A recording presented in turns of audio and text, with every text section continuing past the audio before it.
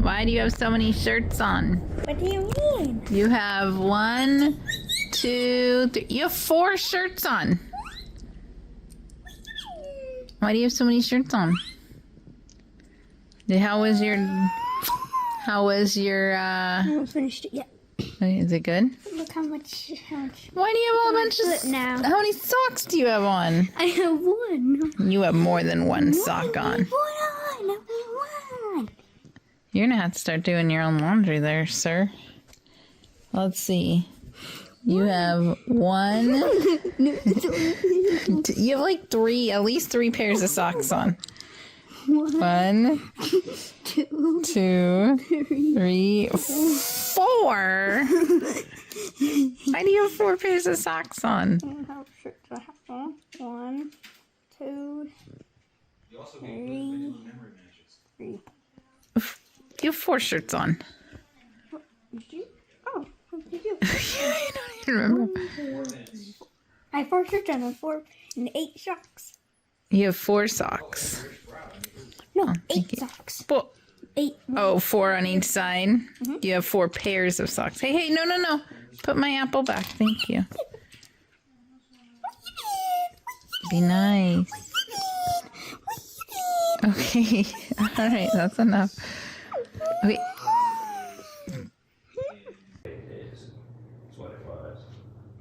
So, and They he have paints something called this essential tremor or something. essential tremors. That's what the doctor thought my dad had. Yeah. So, but my friend paints, so kind of hinders him sometimes. So where are you now, in Arizona or Virginia? No, I'm back in Virginia. Hard to keep Portsmouth. track of you. Hmm? Hard to keep track of you. I know. I thought you were going to build something in Arizona. I did too. I mean, I have a house still. It's 99 years old. It's a little cottage in a historic part of Portsmouth, and I rented it out to a guy in the Coast Guard and his fiance. And they trashed it, so I've got it all fixed up now. So I'm just gonna live there and gonna take full retirement at 62 in 2 more years, and then I'm gonna keep working. As long as I make no more than $28,000 a year, I can keep working. And then I found out that I'll get, I guess they call it quality of life adjustment. So every year if it increases, I get the increase as long as I keep working. So what's the status of the house? it's fine now. Ron's house. I had to sell it. I talked to Ken about seeing if he wanted to take over the house, but his wife didn't want to leave the area. She's from Virginia Beach too, so she didn't want to leave Georgia. Yeah. So we talked it over and decided, the reverse mortgage company was pretty bad. They were calling me and harassing me, trying to get me to surrender the house all the time. And I said, look, I've already hired a lawyer. And they were like, oh, okay. And then that got them to shut right up.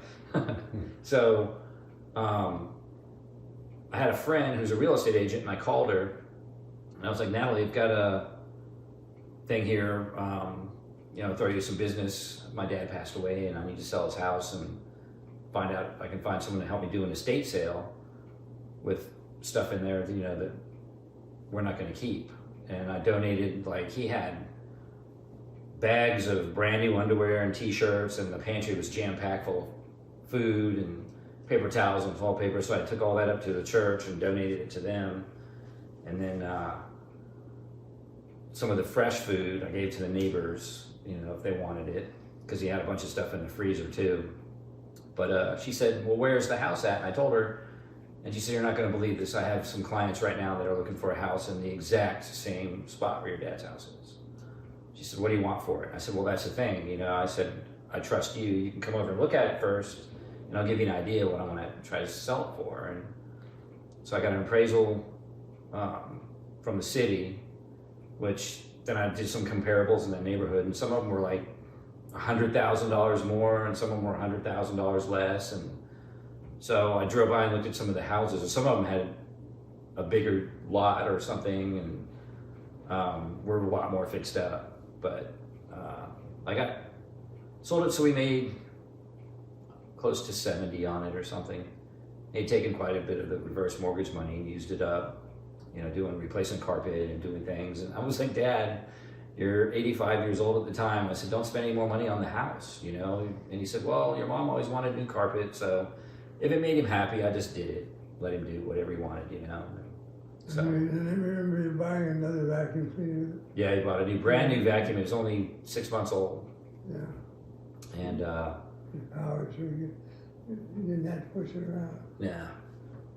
Yeah, he was like on clockwork. My mom had him programmed where every Wednesday he'd sit there and literally watch his watch and tick down to 9:30, and he'd get up and he'd move all the chairs out of the way, vacuum everything in the house, even places where he hadn't even stepped foot in like a year, still vacuum the whole house and put everything back where it was supposed to be. And then he'd sit there and he'd have his lunch, and then he would be like, oh, gotta do laundry. So he was on a routine, so that made me know that his brain was still working really well and stuff like that too. Yeah. So, but well, it makes the day go a little faster. Yeah. So I stayed with him for a little over a year, all through the pandemic and all that, and I was still working at this one restaurant, and then they closed down when they didn't allow people to come inside. So we tried to the owner wanted to shut the place down. And I said, look, I talked it over with the manager. We're both on a salary. You can cut our salaries if you want. And I said, let me use up all the food and let him bartend. And because they changed the law where we can make drinks to go for people if they wanted it too. So I said, let us try to sell whatever we can, and we keep some money coming in. We're not going to have a huge salary between us. And so I did it for about a month, and I ended up having to spend about $100 a week on some fresh produce and stuff like that. But I used up everything in all the refrigerators and the freezer and everything. Pretty got rid of it. And then some of these people that would come pick up the food were regulars, and we did like small plates. So it took a lot of stuff to put together for when I got a big order. And then the bartender or the manager would come back and help me if he needed to, like bag it all up and whatnot. And people would come in and say, here's a big tip for you guys, get yourself a beer or something, Like, we're fine, we have plenty of beer here. We don't have to pay for it. Just try to get rid of it. Yeah. So I'm still cooking. I had my own restaurant a couple of times, and it's too much work. Everybody now is just, I don't know what's wrong with everybody. Can't find good help, and when you do, they all steal from you and then call out sick all the time. And so where I'm working now, they fired the chef and his assistant, and then I found out their salaries were like twice what he'd ever paid me over the years to run his kitchens. So they offered the job to me, and I said, if we weren't open for lunch, I would do it. If we were only open for dinner service, because we're closed on Monday, so I'm guaranteed at least one full day off.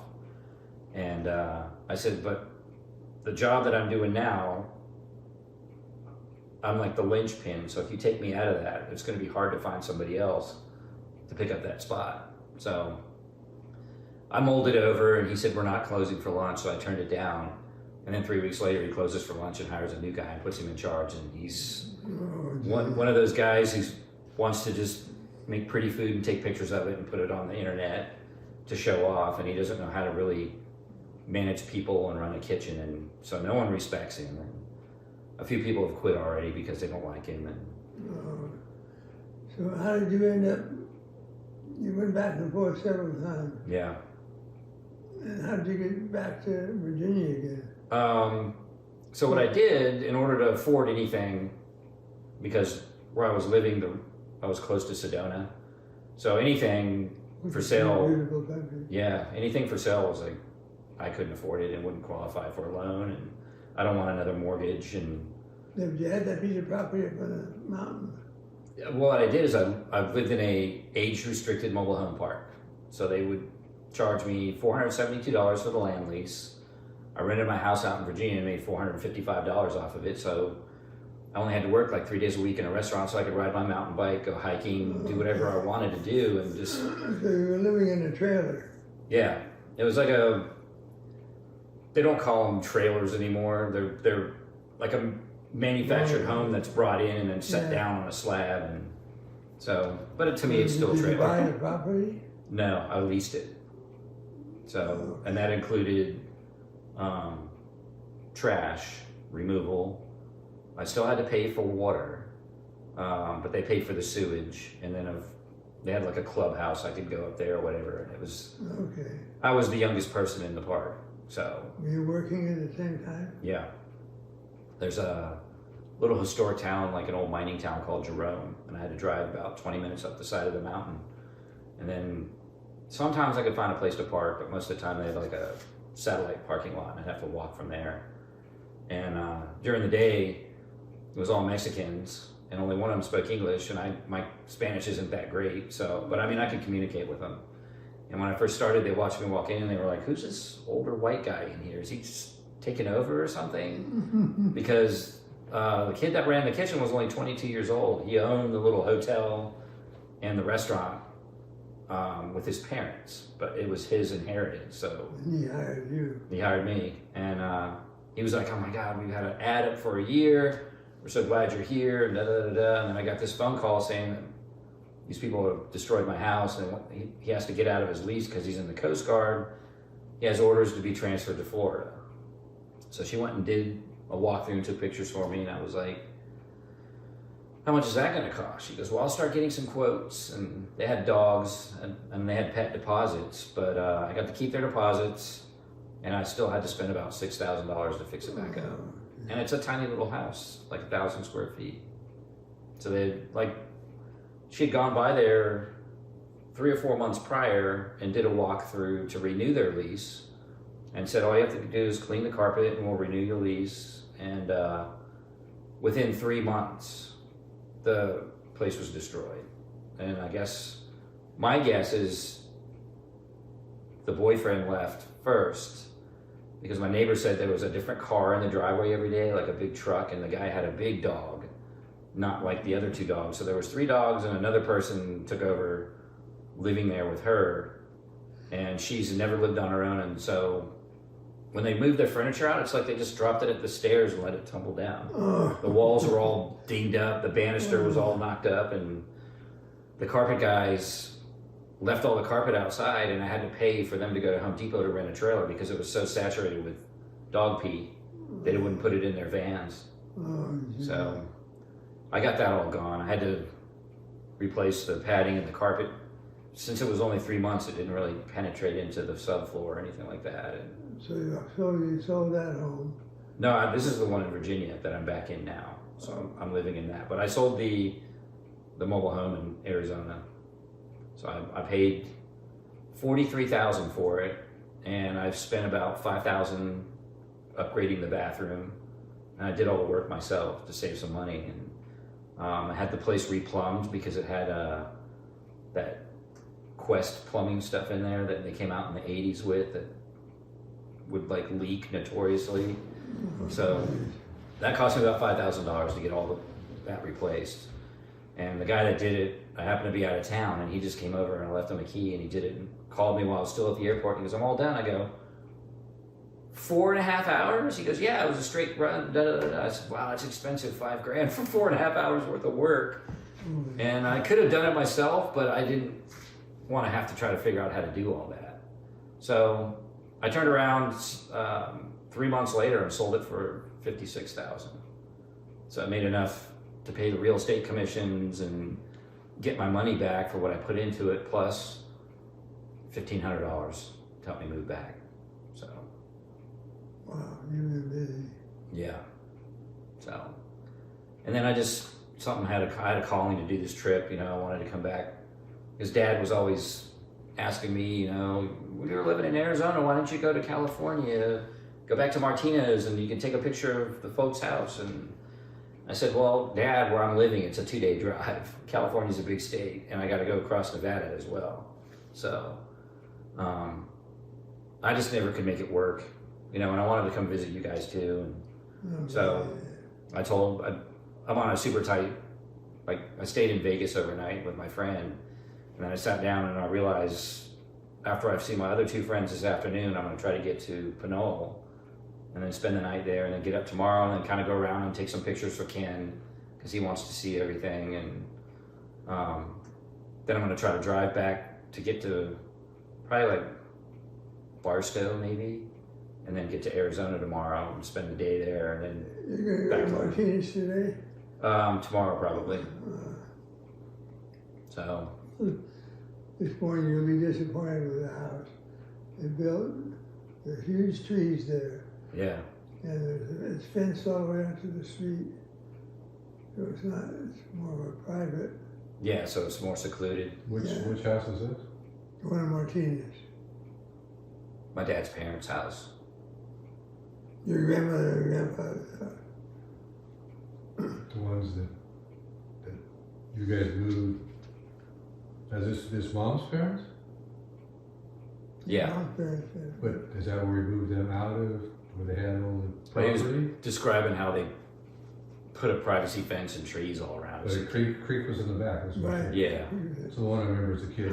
Yep. Big living room. And Where Eileen threw the ribbon in the fire and it burned her hand. Yeah, They only had one house, so it's not the same open. and the, Because I tried to use Google Maps to look for it, and I kept going, and I said, "There's the little hill across the street, but where's the house?" And all I saw was a bunch of trees, so that makes sense. yeah, huge tree.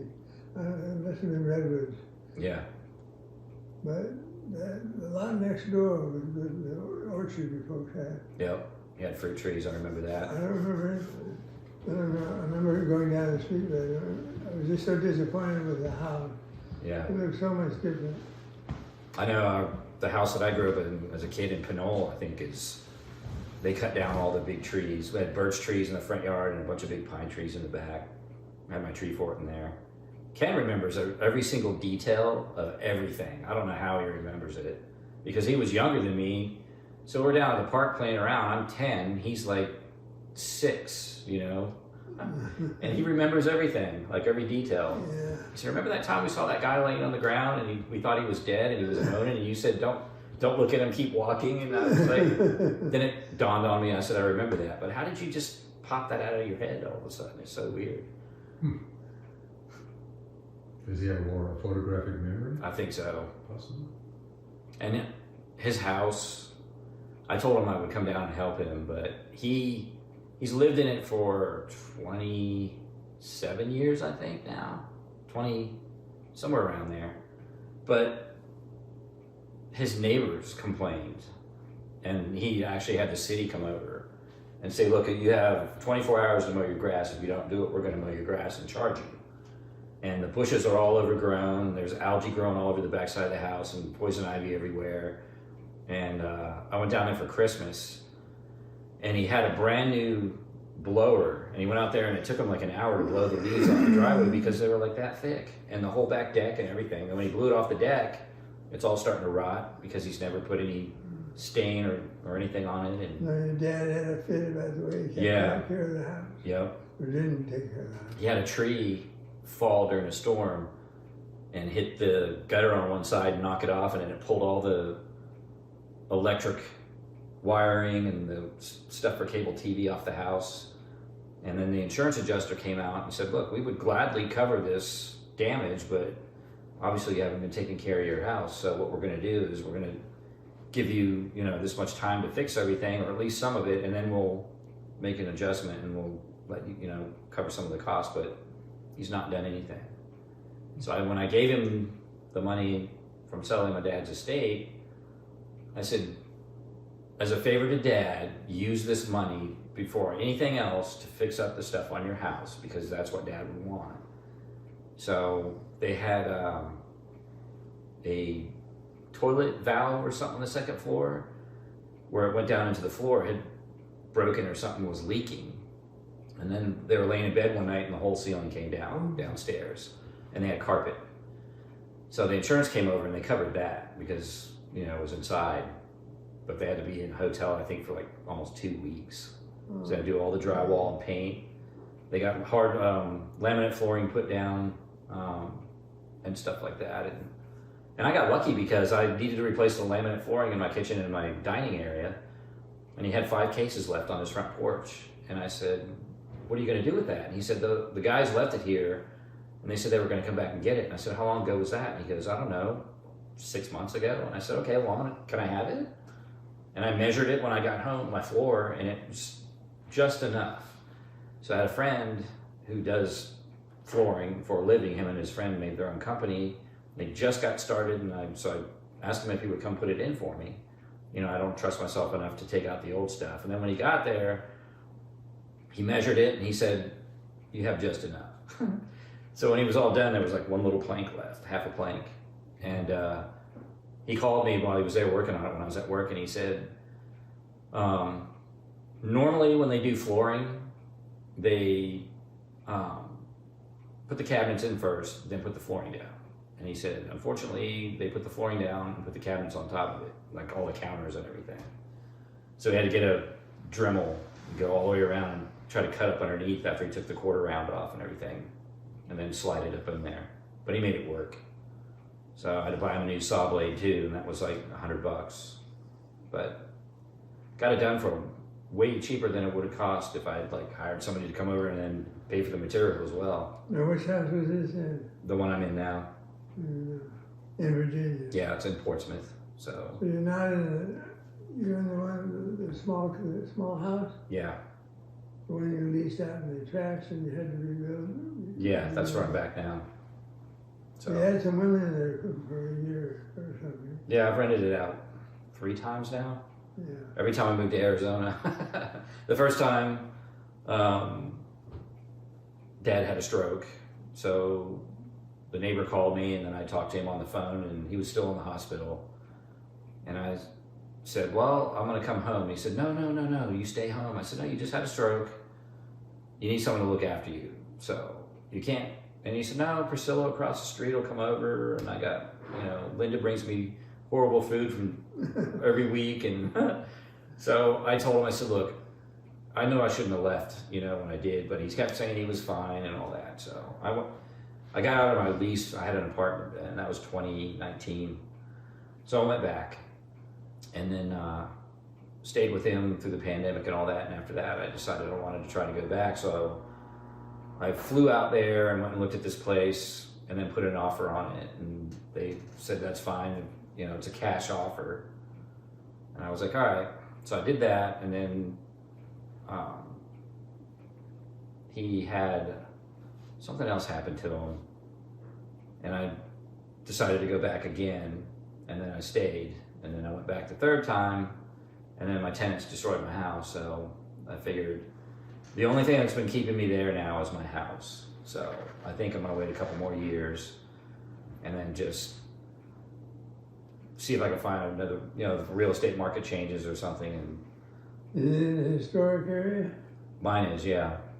Well, So- that'll be good. That'll go up in price. Yeah, they just built Virginia wants to put casinos in the state now. So we got the first one in Portsmouth, the poorest city in our whole area. They put a casino in there. And it's already generated like $56 million in tax dollars the first year. And they're projected to do 3 times that this year.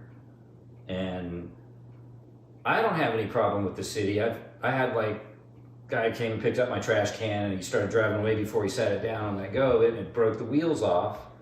So I called, and within 3 hours, the guy was out there with a brand new trash can for me. And they sent me a note to say thank you for being a paying on time customer and sorry for your inconvenience and all that. And it's a weird neighborhood. Some people have been back there for a long time, and so there's Small lots. lots of gunshots off in the distance sometimes because there's a bad neighborhood on the other side of town, and so it's just everywhere now. And it's a 3 bedroom? it's just 2. It was 3, but when they flipped it, they knocked out the walls upstairs and put some columns up and made it like a loft. 2-story. Yeah, so there's a bedroom downstairs, 1 bathroom. So everything's new. I took out all the lights and put in recessed LED lights. Like flush mount, I mean. I've got a driveway now. I live on a through street.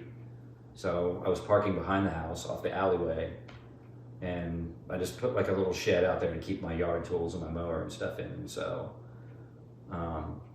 when I got my foot surgery, I was just sitting there looking out the window every day, and I just called this company, and the guy came out and said, yeah, we can start on this. We can get you a driveway in here, no problem, you know. And so I just sat there every day and watched him for about 3 days to build a driveway for me. And now I can park right off the street. And it's wide enough and deep enough that 2 cars can park there and 1 in the back. So. How about computer? Do you have a computer there? Yeah. Or is it a laptop or is it a desktop? I just got an all-in-one, like a Dell computer. I'd like to send you, I just got through doing all the 8mm film that we took 16mm Yeah. and then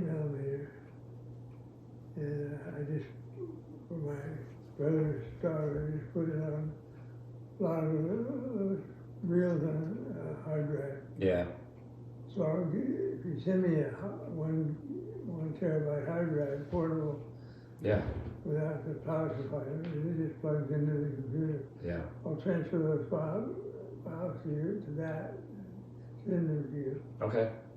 Yeah, my dad gave me a bunch of stuff on little flash drives for like his family genealogy. He had like a whole file cabinet He of sure did, yeah. all that stuff, and Ken's got it all in boxes in his garage. He loved the traits and zones. Yeah. I mean, I found out more about him after he passed away than I did the whole time he was alive. Like, I was... From records. Yeah.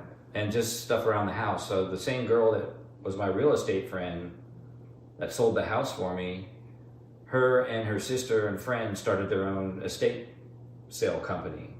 So they did that for free for me. Wow. And they gave me receipts for every single item they sold, and it was all documented and everything. Wow. And I talked to the lawyer, and they go, no, you don't pay taxes on that. So, but just hang on to that. And they found like a big photograph he had blown up of his entire squadron, I guess, when he worked on the airplanes or whatever on the Navy base. And I thought he was only like in the reserves, but he was in the service for 4 years, from like 54 to 57. Well, he had a fantastic memory. Yeah. And the places he worked and things he fixed. And yeah. I mean, he had so many tools in the garage. I have a bunch of those. I mean, like power tools and hand tools. And what about I took those back to the store that he bought most of it from and sold them back. And then there was a guy in there as a customer, and he said, I recognize some of these. Was your father Ron Chinnick? And I said, yeah, why? And he goes, well, I go to church with him. Or I did, you know. And he said, is there anything left? Because I'd love to have some of his trains. So I gave him the layout and just told him to go by and talk to the girls that are doing the estate sale and tell them you can have it. And I told him that you can have it or whatever. So that was nice. she went through some of the boxes of stuff while I was still there and had the guy test out a few of them. But she said, you know, I don't know if any of these locomotives are going to need to be serviced, because he kept everything in the boxes and all that, and then kept the empty boxes in the file cabinet for the stuff on the display. So I took it all back down, put it away. Yep. What gauge were they? HO. HO. Yeah. Small stuff. Yep. And then there's just a lot. He had all his peonies in the backyard, and one of the neighbors came over and said, I remember my dad told me the story where the guy came over and said, hey, I really love your beautiful flowers. We just moved to the neighborhood. I wanted to come over and introduce myself, and my wife wants to know if you have any of those we can have. And he was like, no, these are my prized peonies. Some of them are expensive and this and that and this and that. So I was over there one day after work, going around to make sure the place was all secure and all that. I check on it every day after work until we can get it sold. And he saw me and came over and said hi. And I was like, you're the guy who wanted some peonies, right? He goes, how do you know that? I said, my dad told me the story. And he's like, yeah. I said, well, I'll tell you what. We're selling the house. I have no idea if they're going to want to keep them. So I said, if you got a shovel, go back and help yourself. And that way they'll stay in the neighborhood somehow, you know? And he was like, are you sure? And I said, I'm absolutely positive.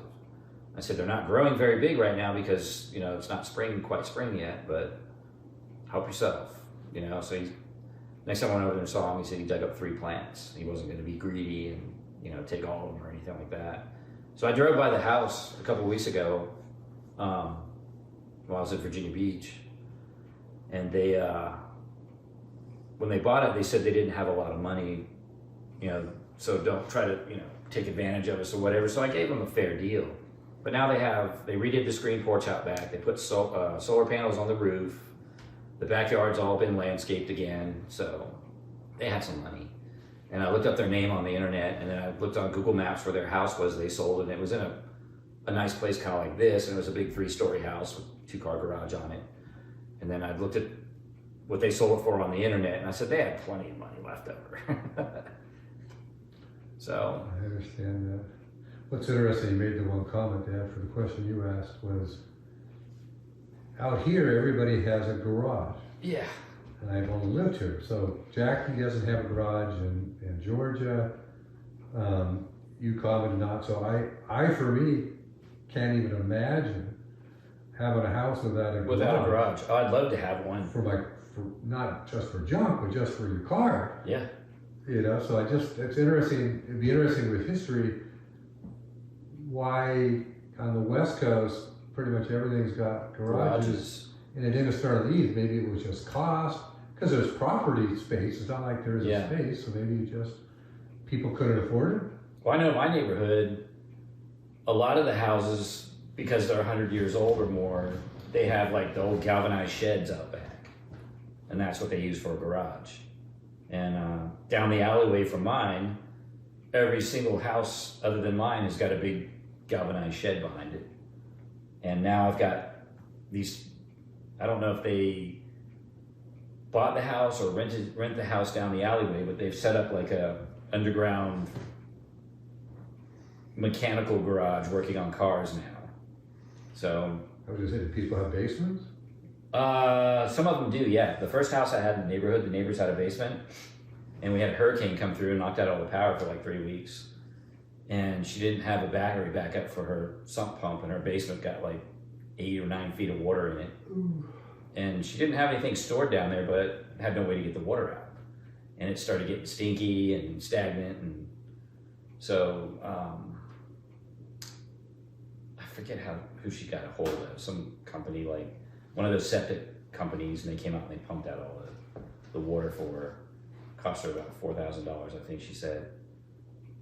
I was like, you could have got a bunch of kids in the neighborhood and got some buckets, and it'd take a couple weeks to do that, but she had to replace a bunch of stuff down there, like support beams and the drywall and all that stuff too got destroyed. So you put a lot of miles on. You're putting a lot of miles. Yeah, it's I left, it was 12,901 on my car, and I just looked at it, and it's 15, almost 16,000 now. So it's 3,000 miles already. Well, that's about what it is. Yeah. Each way is about 3,000 miles. I mean, it drove nice and smooth, knock on wood, no problems. He's got a Subaru too. Yeah, I brought my mountain bike, and now my other hip has been bothering me. It woke me up again this morning. It was because I was laying on this side, but it's different than the one that I had replaced, because normally the pain's in your groin, and this is on the side, right on top of the bone. So I'm thinking it could be like bursitis or something. Or I have bone spurs in there now too, so it could be something got caught or just twisted it the wrong way. But then it's supposed to possibly snow where I'm gonna be in Arizona, so I probably won't even get to ride. And then I was gonna try to find a place in Tucson to ride when I stopped to see my friend there, but then I started realizing just getting stopped on the interstate for 30 minutes behind an accident takes off like 3 hours of driving time. It's crazy. What do you say, Dad? Getting old is not for the wuss? Yeah, not for the weak, not for the sissy. Not for the weak. How did you find this place? So I worked in the Bay Area for 10 years or something, and my job got transferred from the Bay Area to Roseville. Mm-hmm. I hadn't noticed I'd ever move. I had a nice place. At least, had everything I needed. And I managed a group, and I said, well, as a manager, I'm supposed to lead by example because the whole group was given the opportunity. So I said, oh, I guess I got to go up to look, so at least I can have a clear conscience when I don't move. Yeah. So we came up to look and found a real estate agent that brought us up here and didn't see anything because I heard from a friend. I mean, we had water skied our whole life, so well, could I have a house on a lake? That would be heaven. Then we got a different agent the next day from somebody that used to work for the new up here and walked into this house, and it was. When we bought it, when we looked at it, it had a 20 by 20 garage with a big steep driveway, which. And so people weren't offering themselves one at the time. I think it was the most highest priced home that was for sale. So when you come out of the Bay Area, relative is quite different, right? Yeah. And too many stairs. The house was real big, blah blah. So it hadn't sold. So my dad made the comment. I guess it must have been after I bought it, which maybe I could have backed out of it. He said, "Well, why didn't you build a double stack garage?" Which then would allow us to attach. The way it was laid out was just perfect. We could go. So it'd be a straight drive right into the garage. Yeah. And then we could put the stairs in the whole bit. So, and then I got that approved. That was the last thing that happened before we bought it because I had to have EZC approval for it. Now you couldn't have you can't for code have a 2-level garage. At the top's a garage, and the bottom is shop and training room and everything else. But that has made the whole thing now. I had before, and now with him in the house, I'm putting stair lifts in. I got 2 and 3 in. I got 1 more to go. So I've tried to make the house flat. Yeah. Even though it's stacked. Yeah. So we take him out, up and down, and my mother-in-law when she was coming, etc., on the stair lifts. About 35 years. I mean, the politics are. Wow, it's been that long. So yes, I mean, we're a gated community, so there's no homeless here. And you retired while you were in your 50s, didn't you? I got laid off at 52. Okay. Right before 30 years at HP, because anybody that made any kind of money, gone. sent the jobs to Singapore. Yeah. So I've been very blessed. I've been retired for 15 years now. Wow. And Francie was able to work at her job right outside the gate for medical insurance. So she retired last year. So what I realized real quick when I got laid off was materialism and consumerism has reason. Yeah. The system wants us to slave our entire lives, working for stuff. Yeah. Well, the big wigs, they owe the money. Yeah. So and when you get laid off, you don't have to think about it. Yeah, it's like right now they want you to use plastic for everything. They don't want you to pay with cash and all that. And after the pandemic now, I've noticed that even the gas stations say cash price, credit, and debit price. What is debit? Yeah, so they treat it the same because what they're doing, and there's a brewery I go to after my mountain bike ride sometimes, and at the bottom of the receipt it says, this is what your bill will be if you pay with cash. This is what it will be if you pay with credit card. Hi. I'm Francie. Rich. I'm the other one. Yeah. Nice to meet Nice you. to meet you. I don't think we've ever crossed paths. I don't think so now. Coast to coast, huh? She's the boss, you said? Yeah. Sure. No question. 43 years? 42. Yeah, because you have grandkids, and I haven't even met your children yet. Oh, well, you'll meet the oldest granddaughter if you're here. How long are you staying? I can only stay for a couple of hours. Oh, okay. I go get Bella. She'll be here by 2:15. So if you're here at 2:15, you'll get to meet one of them. Okay. That'll be our oldest granddaughter, his oldest great granddaughter. Yeah. I mean, I came back. We moved to Virginia in 1978, and then we came back to visit in 84, I think, as a family. And then my brother and my parents came back in 87. And So we may have met you then, because Possibly. in 84, we were married in 82, we had and a Annie. video of you guys at our house in San Jose. Yeah. Okay. Yeah, so We you would have have met video Annie. of She would have been a that. baby. Yeah. And then we got video of your parents coming back when they were here because they were Oh my at gosh. parents' house across the street. Your mom. My kids still say. Your mom. We were driving into town and they were doing construction and they had the big hay rolls, Mm-hmm. and she said, giant dinosaur turds. And they remember that. Oh yeah, it sounds All- like my mom. Hilarious. And of course, and they would stop and reset and say it right and do it wrong again. Yeah. So they were always Aunt Ron and Uncle Joyce. Very funny. Your mom and dad would send out one of them to the kids, and then they would say, "Thank you for Ron and Joyce." Yeah. We send them that clip. Yeah. You saw them? Oh, I saw a lot of my mom. I'd go for Christmas and she'd play it. All the goofy, Yeah. all our goofy kids. Yeah. 7 that's turned into 12. The next generation is 12. That's what he was telling me on the phone, yeah. Yeah. Wow. A little baby, a month old. Yeah, look at I saw 2 of them in Las Vegas, so that I've known since high school pretty much. And just coincidentally, they both live in Las Vegas, so all 3 of us could get together. Oh, that's nice. So we went to, it's called the Valley of Fire, and it's not a very long trail, it's like a mile and a half. Something well, and the guy's name. Oh yeah. So he hid from the mob there, Hardly well. out in the middle of nowhere. Oh, And my. where the trail ends, it kind of water would come down, and there's like a little pit in the rocks, and it would fill up with water, and that's where he would bathe and get drinking water and whatnot. And then you could actually build a place to sleep in there away from animals, because there's wild cats and bighorn sheep and stuff like that out there, and of course rattlesnakes and things like that.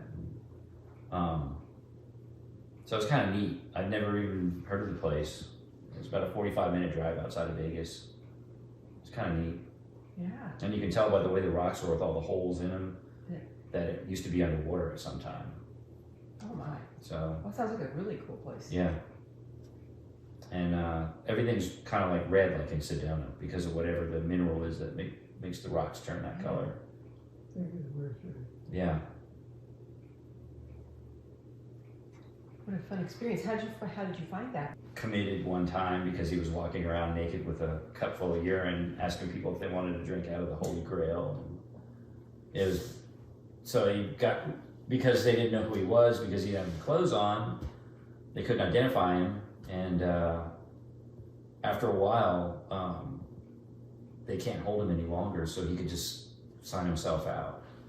And he signed his own name, and then that's when they found out who he was and could identify him and all that. He actually knew His name and everything, so Wow. they sent him to somebody to get diagnosed and give him some medication. So he's Yay. got good insurance and good doctors now, so. Good. And he's been fortunate enough, he's big into music and art, so he got in with that community. So he knows a lot. He's getting ready to go out to Joshua Tree to a music studio with some big name musicians will be there too, and he just goes out there and cooks food for him, and then they'll let him jam with them and stuff like that too. And he gets in because one of his friends is in one of the bands that are working there. So he took me around Vegas last year when I went to visit him and played tourist. And we just walked through all the casinos and the hotels and everything, and he knew the shortcuts to get around, and I just was amazed at the massive amounts of people just walking around, and they all have these expensive fancy drinks in their hand that they bought, from a street vendor for like $9. And they always say they don't have change, they just said, give them $10. And it's just like a soda or something in this crazy looking plastic cup. And they've just got boxes of them just stacked there to sell. It just goes like crazy, like New York City. Yeah. T-shirts. And then you've got random homeless people just sleeping on the sidewalks, and they're all stepping over them. And there's guys pulling wagons trying to sell, Budweisers out of the back of a wagon. And it's nuts. Wow. And there's, on his side of town, because something happened recently in LA and Hollywood, because I think the Olympics are coming there or Oh, something. yes. Mm-hmm. So they're cleaning up all this because they don't want that image. So he said he doesn't know what happened, but all these homeless people have just turned up in Las Vegas all of a sudden, and they're on his side of town. And there's just like the pictures you see in California, they're just rows of tent cities and Tents stuff. and They're starting parks. to put up, and so I had to leave his place to get to the interstate, and I had to stop for gas. I stopped at a bigger looking gas station instead of the shady ones where they're all camped out, and everybody was fine. I held the door for people when they came in. They said thank you, you know, and then they're in there just doing their withdrawal thing, trying to figure out what they want to get, and just act like you're not intimidated by them and you're fine. But Right. you know, some other people would just get totally freaked out by it. I said, you just have to be humble, man. Those people are struggling, and you know, be nice to them. I mean, not all of them are bad. Right. It's true. So They're not. I stayed in Modesto last night before I came here today, and my friend that I'm going to go see in Solano, I think is where he stays, and he's moving to Vallejo Okay, yeah, that's pretty close. today, so Oh. it's about an hour and a half to get there, I think. Yeah. And he said that, where's your car? Do you have anything in your car? And I said, yeah, I have a $7,000 mountain bike in the back under a towel. And he said, what else? And I said, a whole bunch of beer I bought on the way and a suitcase behind the seat with some extra clothes in it. He said, don't leave anything in your car overnight there. And so I parked right outside the window where my room was, and it's all well lit, and they've got security cameras everywhere. And there was a Jack in the Box across the street, so I walked over there last night to get a hamburger, and now I saw one or two people, so I felt safe enough. Safe, yeah. And the girls at the front desk, I joked with them and talked to them for a while, and they said everything should be fine, you know. Oh, good. And then of course they did. They had a security guy there, and he was at the front desk all night long, like 3 in the morning, just chatting up everybody, keeping me awake because my room was right around the corner from me. The people were there. Yeah. The right people were there. Yep. So I have to go see him today, and then I've got a friend in Concord I'm gonna go see, and then I'll probably stay somewhere around there overnight, and then get up tomorrow and go to Martinez and Pinole and Hercules just to see how things have changed, and then, you know, about noon turn around and go back to Arizona to visit some friends there, and then back across country. I have to work next Friday, so So what are you doing for work? I'm still cooking. I was going to say I'm not the chef. the chef. I'm the main prep guy, so I do. But they've taken advantage of me, so they'll have me change the big fryers, so they don't have to do it. They're spoiled. I've worked for this company off and on since '98, and just these guys are getting paid twice what I ever got paid, and they're working half the hours and don't have to do all the grunt work that I used So to where do do. you live? Portsmouth, Virginia, so it's right near Norfolk, just through a tunnel. So I make desserts, you know, and Oh. things like that. And I'll go in, and my prep list is like gigantic, you know, and even little things like chop some parsley for garnish. I said, what do you guys do when you get here? You can do something, you know, and then I'm hidden in there, all that stuff. It'll say new dessert, but must be chocolate. And I'll just look around, and I was like, all right, it's a good thing I have some kind of experience. I'll just wave my magic wand and pull something out of the hat, you know? So I've come up with something every time. We did a wine dinner on Valentine's Day, or a set menu or something. And I went in, and the new chef we have, he's like, I need some chocolate torts. You're the dessert guy. Can you make a chocolate tort? I said, well, we only have 2 little cake rounds to make torts in. How many people are going to be here? He goes, well, we need at least, I don't know, 80 orders. And I said, all right, well, I guess I better get cracking. And so the owner's wife was like, oh, I have some of those at home, I'll bring them in. And they just never got them for me. So I made 2 torts or 2 cakes every day for 3 days in a row. Oh. And they didn't even finish serving one whole one because nobody came in for the dinner. And I told him, I said, I've worked for this company since 1998. I said, on Valentine's Day, we don't do the kind of stuff that the people go out on Valentine's Day. They want to go out and sit down and get a nice, expensive dinner, you know, splurge. Here, we just do small plates and share stuff, and we can make great specials and stuff, but they're going to want to go sit down and like do the whole dining thing. If they're going to spend the money, they're going to go someplace fancy. Yep. And that's why I never went out of my way to do anything crazy, you know, on Valentine's Day. I'd do some like chocolate covered dipped strawberries or something, give them to them with their check, you know, on the house or something, you know. That's your Valentine's Day. And they're like, wow, this is so great, free strawberries. Right? With chocolate. Chocolate. Some of them were white chocolate too. Oh. Yeah, out here we have Sherry's Berries. I haven't heard about them for a long time, but they they deliver, and I'm sure they go crazy at Valentine's Day. That's what was neat when I was driving on the highway going through San Joaquin Valley, where they have all the fruit orchards and stuff. Because they have the giant packing plants and they have the logos on it. And I was like, those are the same oranges I get at the restaurant in Virginia. That's where they come from, you know? It's kind of neat. Oh, that is fun to see where it's Yeah, had the same cartoon orange face on it and Yeah. everything. I know pretty it's funny. Yeah. Do you get snow up here too? In this area? 99% of the time we're above the fog or below the snow. Okay. We're 1,500 feet, so Yeah. occasionally we'll get a dusting, and Yeah. 30 odd years or whatever, we've had one where there was 8 inches. But no, basically this elevation is, if you want snow, it's about 10-minute drive up the hill, and Yeah, I remember shoveling big time. as a kid, I don't ever remember driving through that part of California that I came through. I can remember going through like Napa Valley, Yeah. going to see Big Sherman, the big tree, you know, where the redwoods are and all that. And then, of course, Livermore. And then Mom had some friend that moved to somewhere near Sacramento, maybe Lodi or something. And I remember that was the first time I ever saw condominiums. I was like, what kind of crazy house is that? She goes, those are like apartments, but they're not apartments, they're called condos. I was like, okay. And then they built some in Pinole, and my friend had a paper route for the Oakland Tribune, and he was gonna go on a Boy Scout jamboree or something, and my mom volunteered me to do his paper route for a week. And it was all hills all around where they had to go.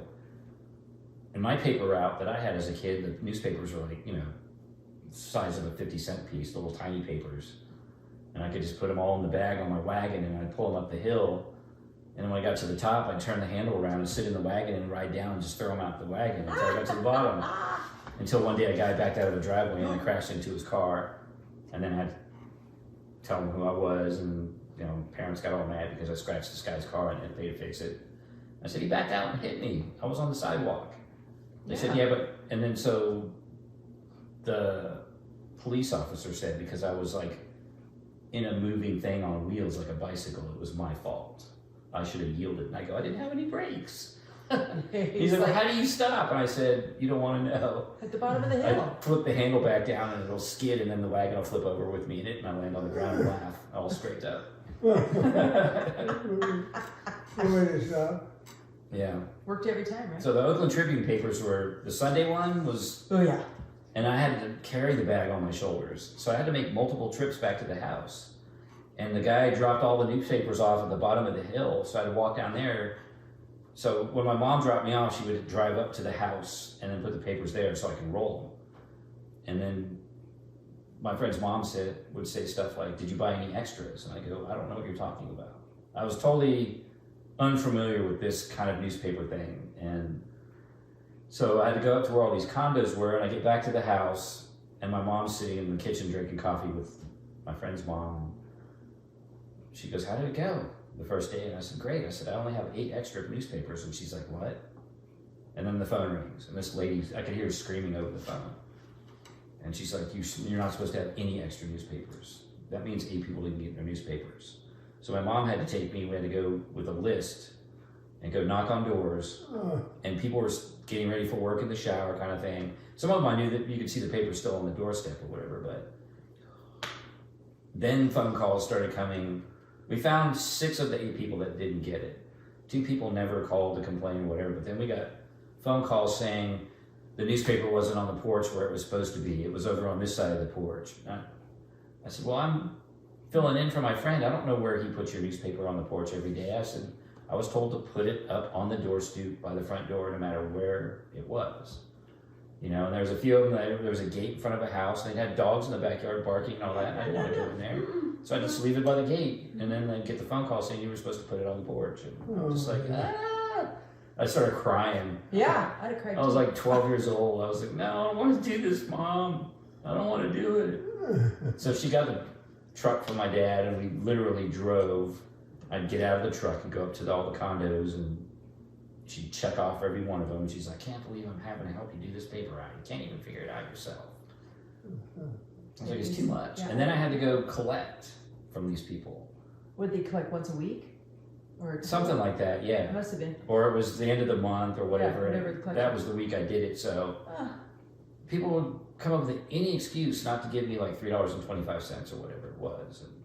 And then some of them would have $100 bill, and I'm like, I don't have change. And Some of them just don't answer the door. yeah, they didn't answer the door either, some people. That happened to me. Yeah, I had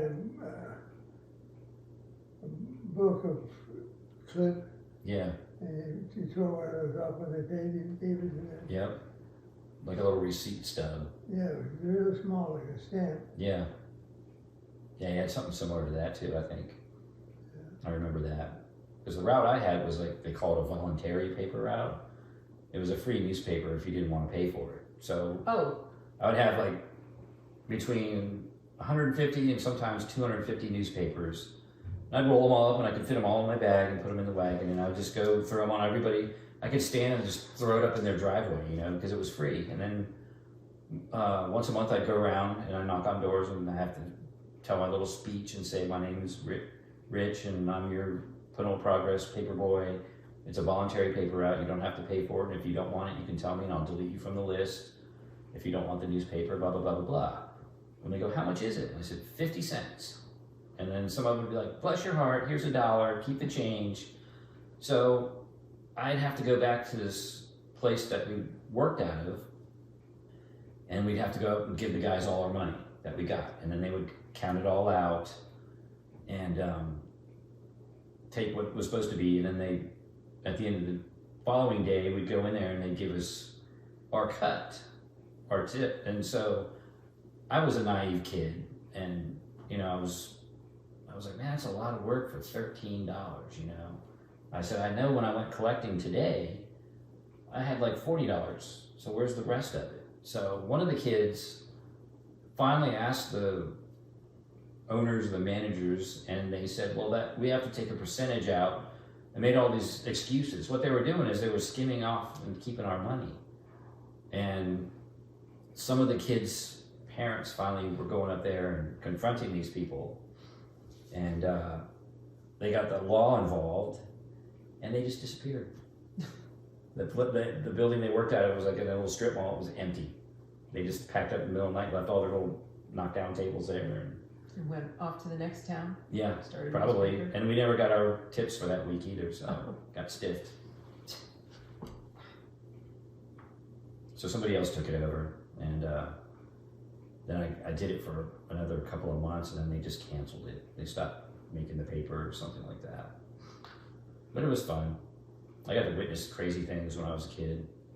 There was a domestic incident, like spouse was fighting or something, and I guess the husband was beating up the wife.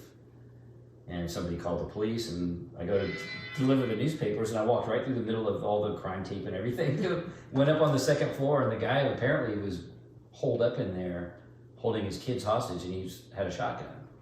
And I went up there, and the guy comes out, and he's like, what are you doing here? I go, here's your newspaper. And he just grabbed it through the room, and I just kept walking down the thing, and then one of the cops was like, kid, what are you doing? Get down here. That guy's got a gun. I said, yeah, I know, I saw it. He had it in his hand, but he got his newspaper.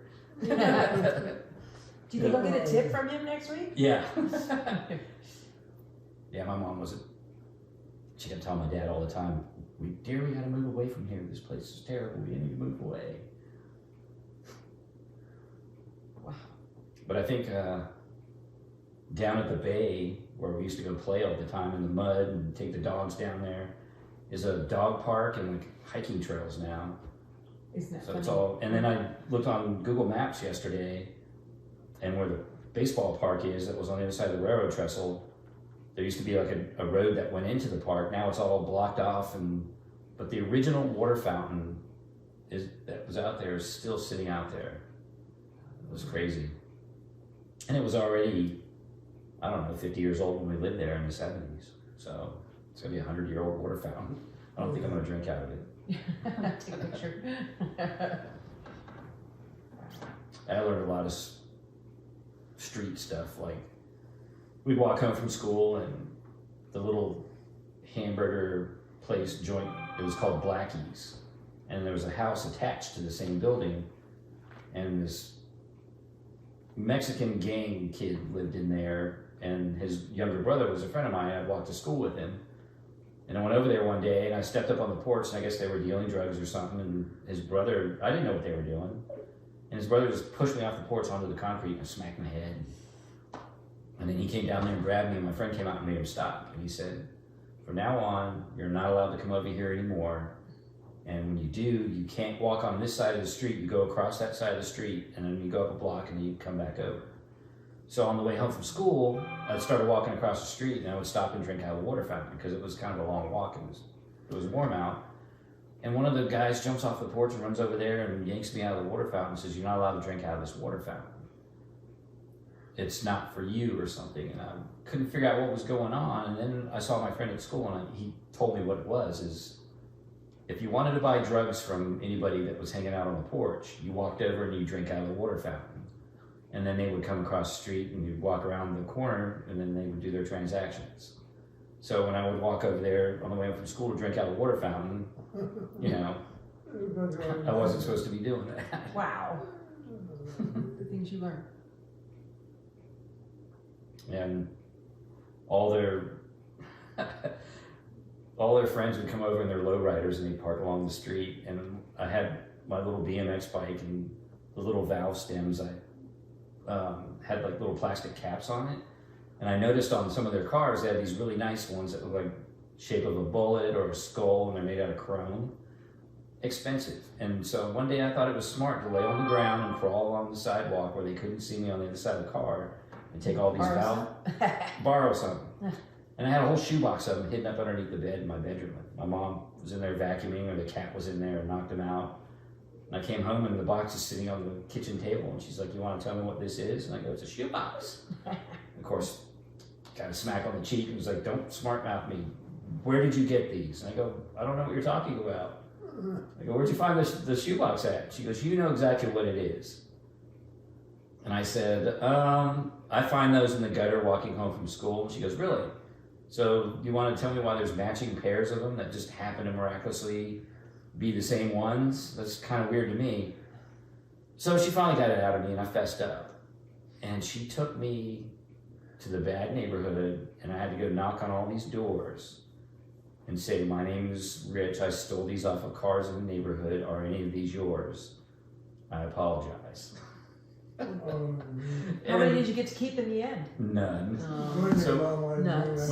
We went up to the gang house that I wasn't supposed to go over anymore, and he was standing there, and he's got his arms folded, and he had the total stereotype tattoos, the wife beater, and all that stuff on, and he's like, you know you're not supposed to come over here, right? And I said, yeah. And he goes, now you took stuff off our cars. And my mom's standing there. She has no idea who these guys are, you know. And he said, well, Mom, what you gonna do to him? Oh, he's getting punished, trust me. And this is part of his punishment, is to come around and apologize. And if you need him to pull weeds or do some yard work, I'll make sure he comes over and does that too. And he's like, He goes, sounds like you're in some trouble. Sounds like your mom's gonna. Here's your chore list. Yeah. It sounds like your mom's gonna do some stuff to you. And she said, well, he's already on, you know, not gonna be riding his bike for a couple months, and he's gonna be doing some chores around the house and all this. And he goes, all right, well, sounds like you're gonna be busy enough that you're not gonna be coming around here anymore, are you? And he kind of winked, and I was like, no, sir. And I was like, got out of that one. But you were his brother's friend, so. I have to go get Bella. So might you be here still? Probably, yeah. 2:15, 2:30 Yeah. hour? Yeah? Okay. Let's see if I can hang out for a while. See you then. We'll put it home.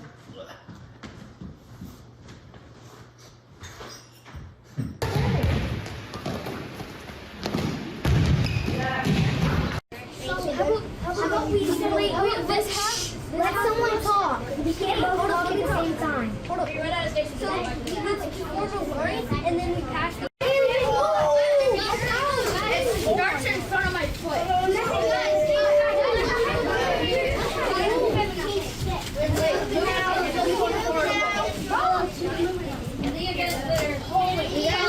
It's too crowded. I put my foot where it's gonna start. Guys, can't be that close or else we. Oh no, there was a tack on your railroad.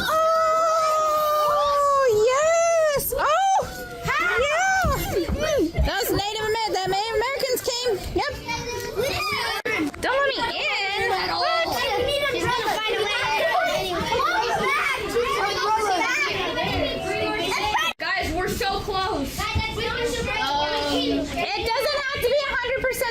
friends.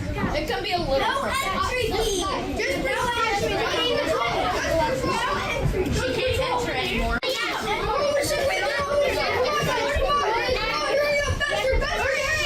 Here. Come on, let's take our. This is the end right here.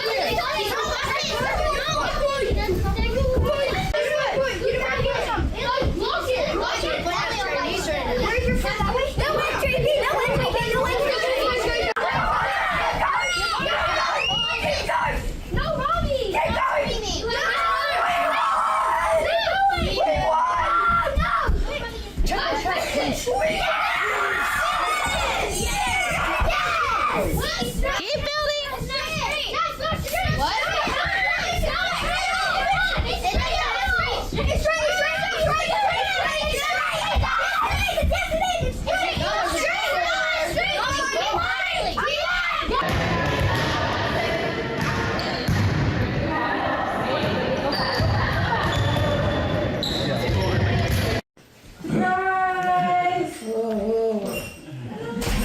Happy early birthday. Early birthday? We got you. Yep. We were in front of you at the stoplight. You think he was paying attention? That's funny. I was waiting for him to ask. I didn't see you. I was waiting for him to say something. I was going to say, oh, they must have picked something up at CVS, or they must have been going to Auburn. I don't know. Yeah, we did. Yay! Luke, come here, please. Oh, she played at UOP? Yeah. Yeah, on Friday. I'm ready when you are. Guys, I'm sorry. you can look up the Olympian in a moment. Happy birthday to you. Happy birthday to you. Happy birthday, dear Dad. Happy birthday to you. You have to eat the chocolate. Spit on him. You didn't get it. Yay. Luke, where are you? I don't see you. Stop it. Coffee time was over. I missed it. Surprise, I'm filming. Yeah.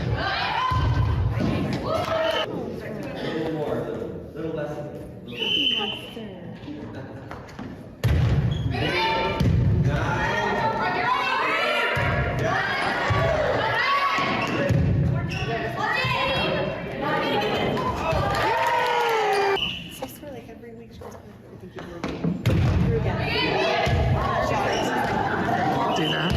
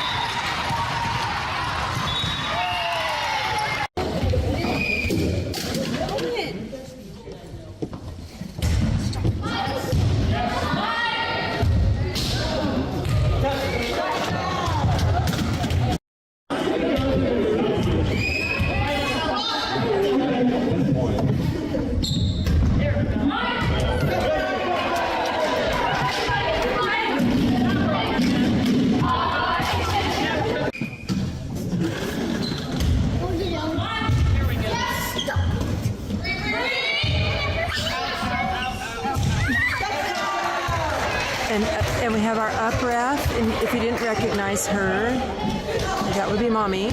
Mommy up breath. Sea turn. Sea surfing. Belly serving. Daddy line jet. Family affair.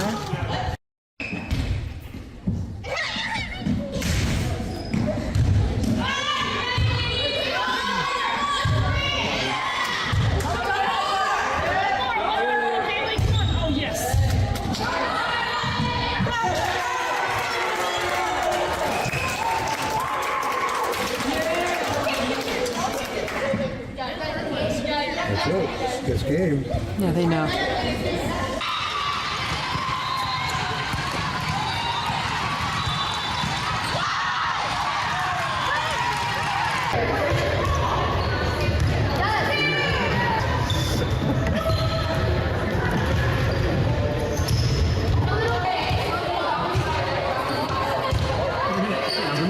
He doesn't have to move.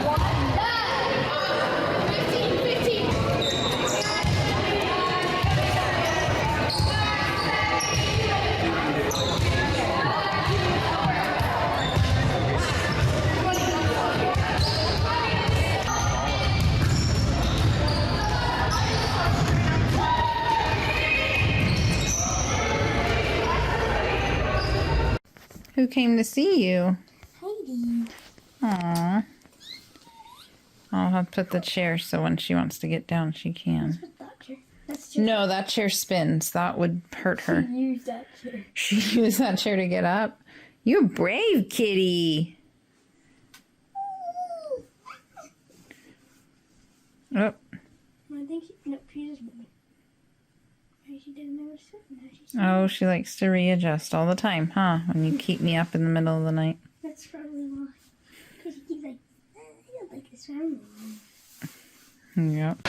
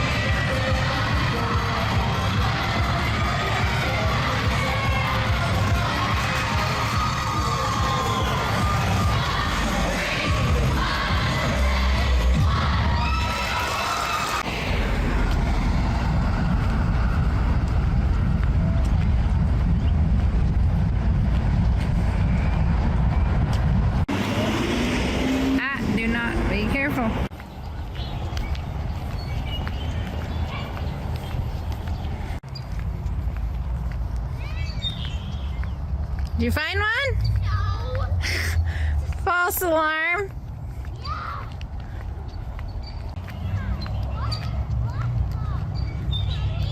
More false alarms. Oh, girls. Oh my gosh. What number is that? 6. Uh-oh. We missed one. We have to go back. Whoops. We missed one.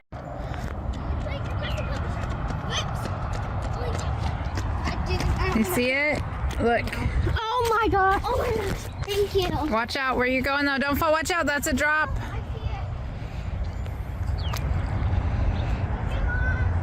You're welcome.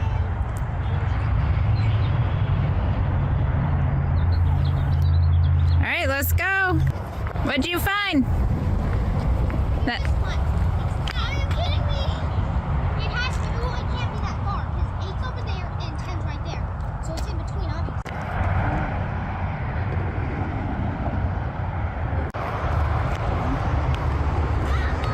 Found another one.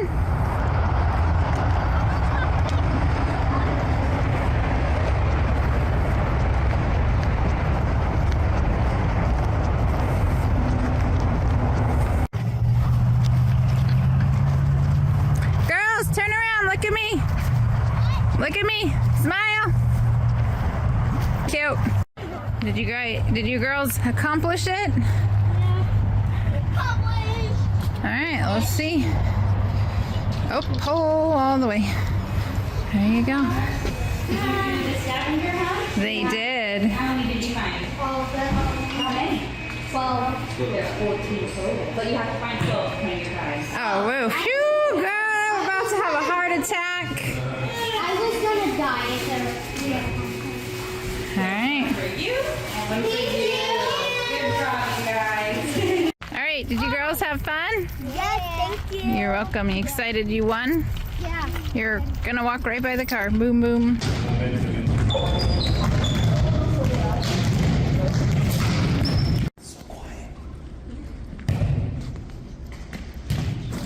You can cheat up a little bit. Nice.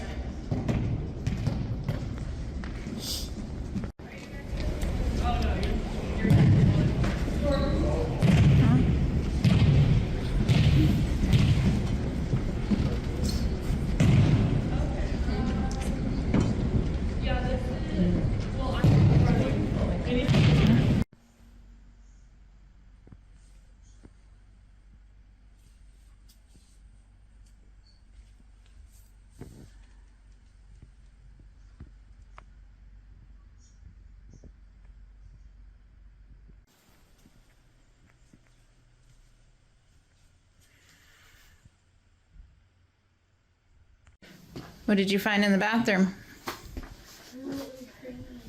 Hey, we're leaving in like 3 minutes. I'm brushing my hair. Green toilet.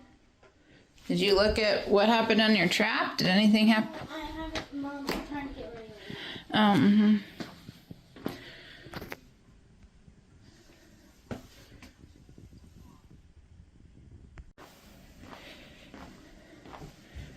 All right.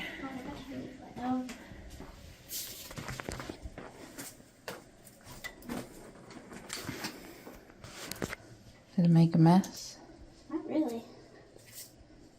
Maybe it knew you'd get in trouble if it was too big of a mess.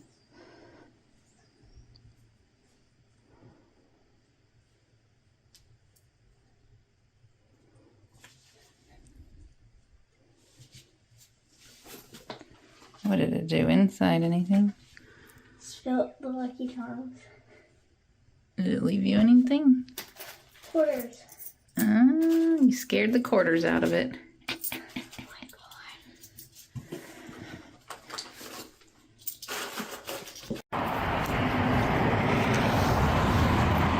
Not a ton of snow, but better than nothing.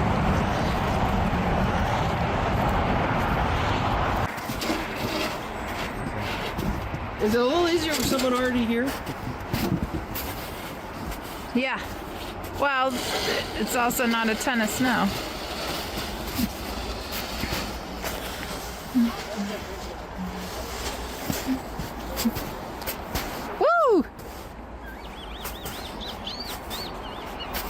What are you doing? Silly boy. Blazing the trail. Woo, how you doing? And your workout on? Follow the footprints already made. Really? Come on, bud. Thank you.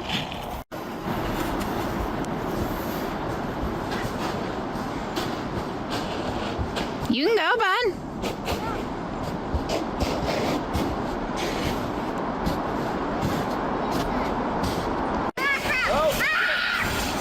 Saw that one coming.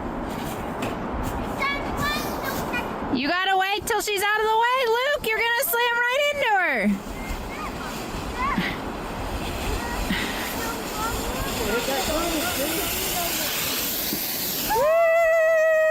Woo! That's boy. See what I mean? Wow, caught that disaster. Wait. This one, hold my phone. Well, wow, you got it wet. Oh my gosh. Oh. Go, Luke, go! Woo! Yeah! Are you eating snow? Not too deep. Is it good? Let me see you take a big bite. Come on! I want to see you go. Make sure it's clean snow. You don't eat no dirt.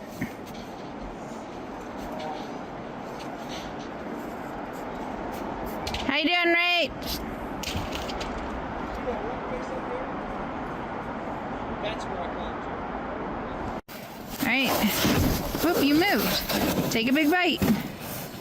You gonna take a bite of the snow? There you have one.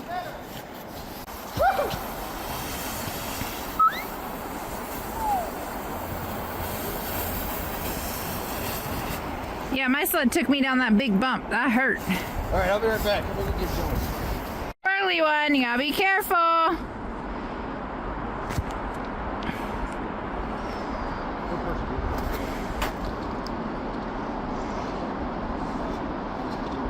That one won't really stay, bud.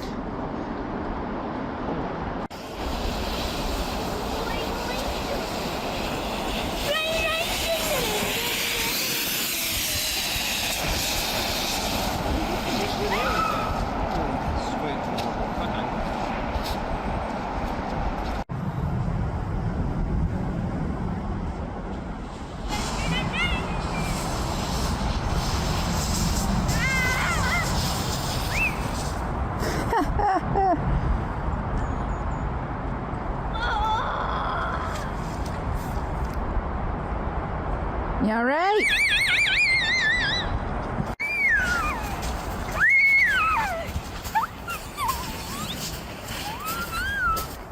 No, what? Mom, What? can you get the snow out of my off of my legs? All right, All right, go, Rachel. go. Waiting for You're what? fine. Go. Go.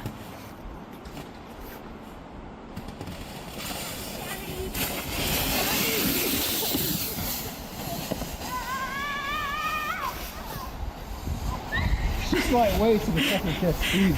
She just snowed out Corey. Go, Lukey, go! Woo! No, with the sun. He's going backwards. He's like Joel.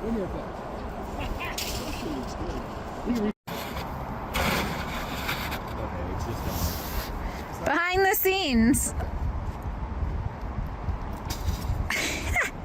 Not me, didn't All right, let's see. Woo! Woo!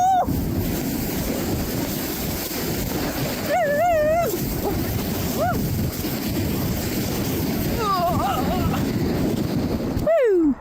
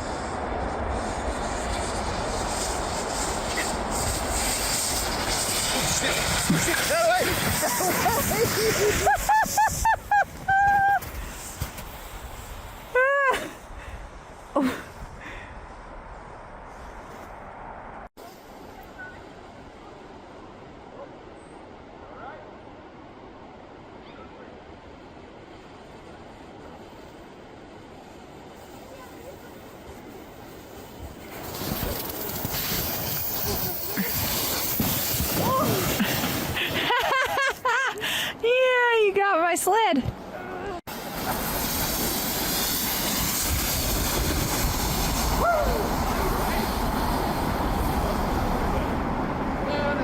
Nice job. Watch out, Stu, I'm gonna take you out. I'm in the walking cat.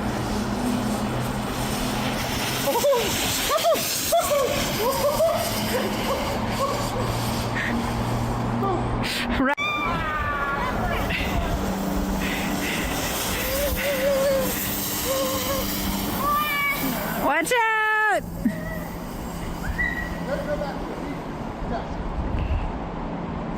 All right.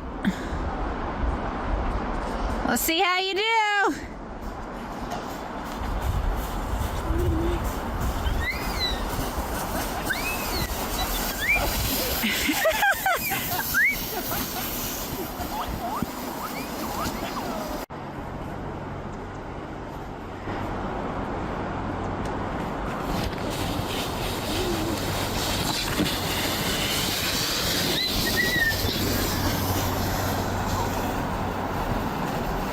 Whoa!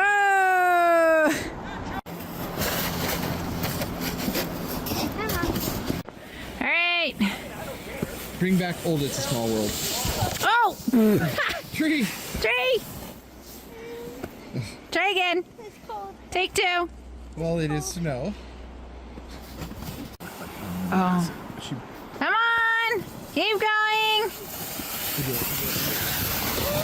Oh, miss.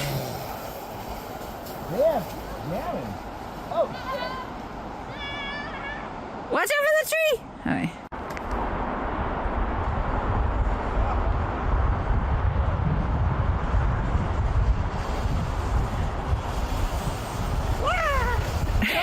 You're not supposed to sit on the front of it. And I still went faster than you.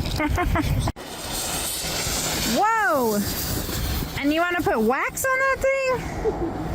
What is snow? I go. Take two. Woo! Woo! Woo! We're going off fast. We're going rogue. Woo! Woo! Joel, I see you with that. Luke. Nope. Come on, Luke.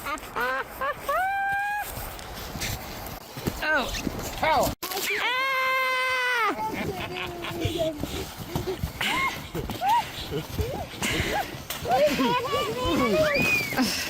You hit me! Ooh! I'm stuck in the middle! I'm stuck! I'm surrounded!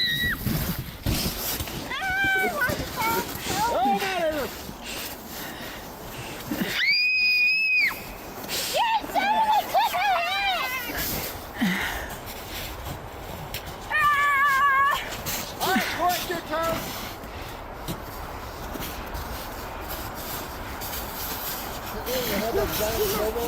Yeah. Uh-huh. I did. Oh, did you? I was gonna say, I realized it was cold. Should I use the big snowball? Oh, yeah, there you go. Anybody want a big snowball? For Corey? Great. Do you want to make snowball? I need my. Here he comes.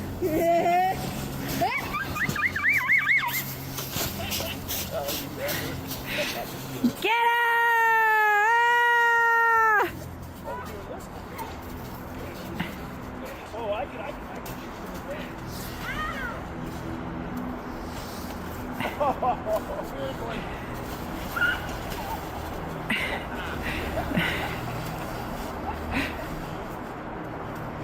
You almost got her.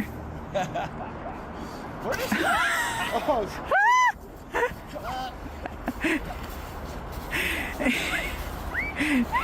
Snowface! Oh, you want Snowface too? Yep. Good. Good. Big snowball. Snowface! I came to Luke. You awesome.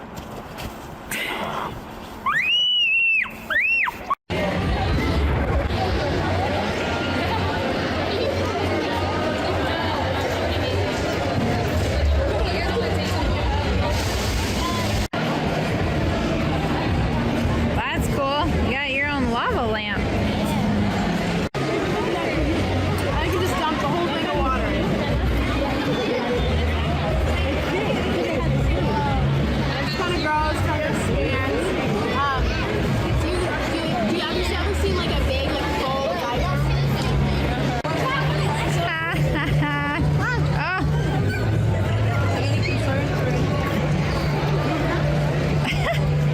Don't get too close. You want me to eat it? Yeah. Oh my gosh. Woo! That is freezing cold. It burned my tongue.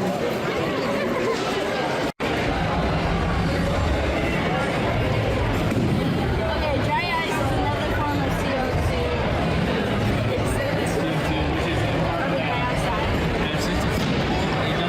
How was that? Did you burn your tongue? You should know about Dippin' Dots by now.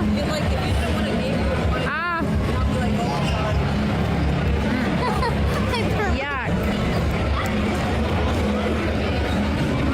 I think real Dippin' Dots are better.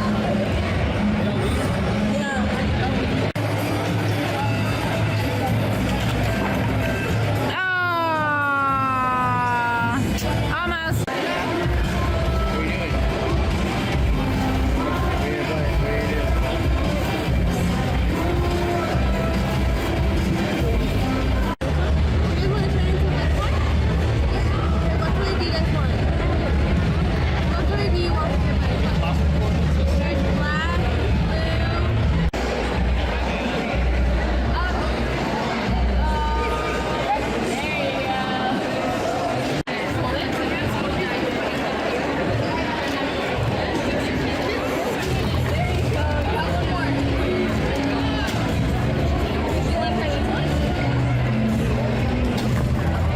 Girl, has everybody seen the? Aw, so cute. This is what I want. So That was the first trip with Nadia, and Grandpa wanted to go to Target. That was on the 50-year anniversary. And Grandpa wanted to go to Target and buy her a costume from Target. And I said, But I gave in and we went to Bippity Boppity Boo. Ah. Nadia, you don't Whoa! you have been to Bibbidi Bobbidi Boutique. I bet that hurt your wallet. oh God. Are you still? I couldn't sit down for a week. Are you still recovering? He's probably still recovering from that. Nadia picked the Snow White dress. They were obviously all the princesses. They but were all Nadia picked princesses, and she wanted Snow White, so it was pretty Snow White's cool. got a cute dress, lots of color. Sure. Okay, you guys, we ready? Happy birthday to you. Happy birthday to you. Happy birthday, dear Nadia. Happy birthday to you. Woo! Yeah, it's like a duck. Not like the animal. Were you thinking the animal? No, I was. He's like cricket. I was thinking the cell phone company. I don't know. Oh. Oh, I forgot about that. Yeah, I did too. Made by Rachel. Made by Rachel. Ooh, this is so cool. Cool. Disneyland. Oh, very Yeah, but then nice. you drew little cupcakes behind there. That's really cool. I like how you did that. Nice job, That's great, Rachel. too. Rachel. Yeah, It was shiny. Rachel, I give you an A minus. Oh. Oh my. Wow. At least I'm not failing. See, now you got the mindset. I got an A minus. He got a D. You got a D. Hey, you gave him a C. No, then I downgraded You downgraded him? yeah, I downgraded it. Or You can read it if you want. Oh, really? It says, "Dear Nadia, happy birthday. We hope you had a lot of fun celebrating your 21st. We love you and are so proud of you. Annie, Rachel, Luke, and Steven." Nice. Good job, Thank Rach. you. Hey, I came up with that. That's all me. card. You made the card. The card is cool. I like it.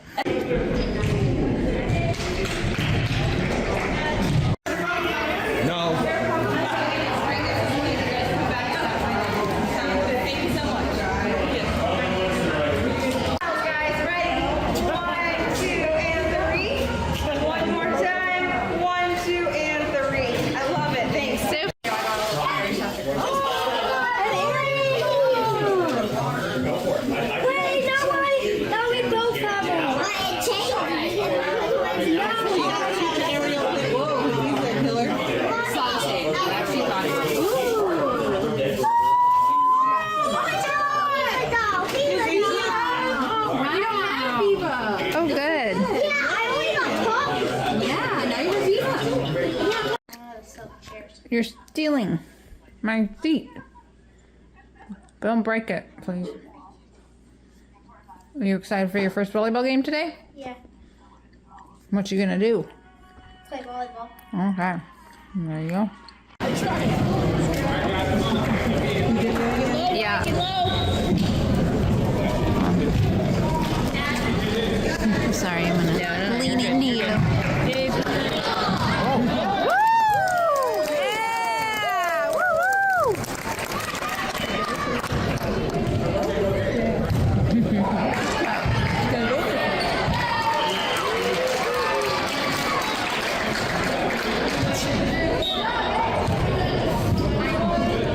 Oh, Emma's serving. So this is her friend Emma. Yeah.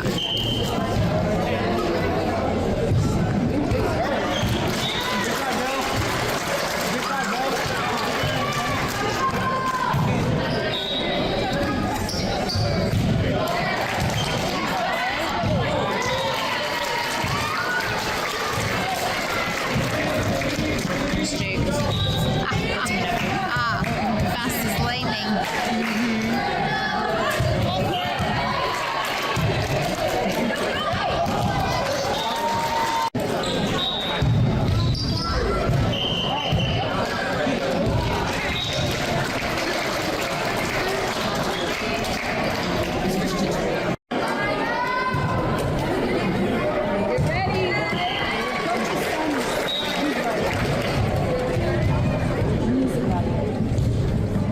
There you go.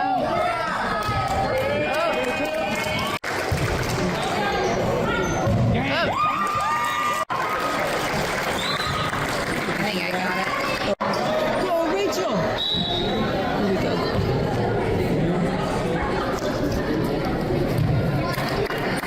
Aw, they do. Go, Rachel.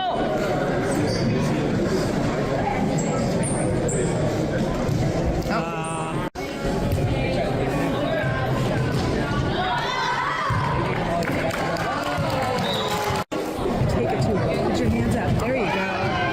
There you go. Go, go. Get it. Get it. Get it. Over, over, over.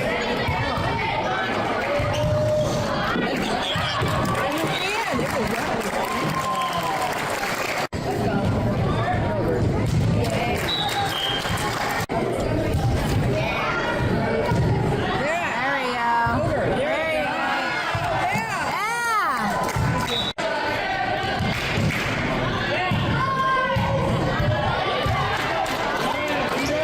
Shouldn't say yeah because those are all different. Oh, nice.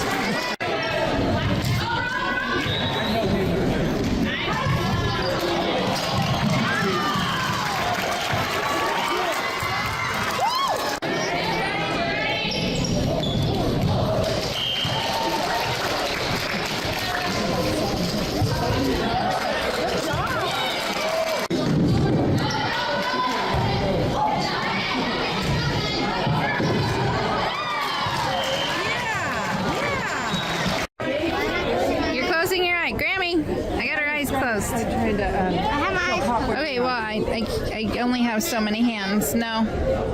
Okay. Okay. Listen. Oh, you can open them. Yeah, she. I didn't know her eyes were closed. I'm like, what's she talking about opening? This is your bottle.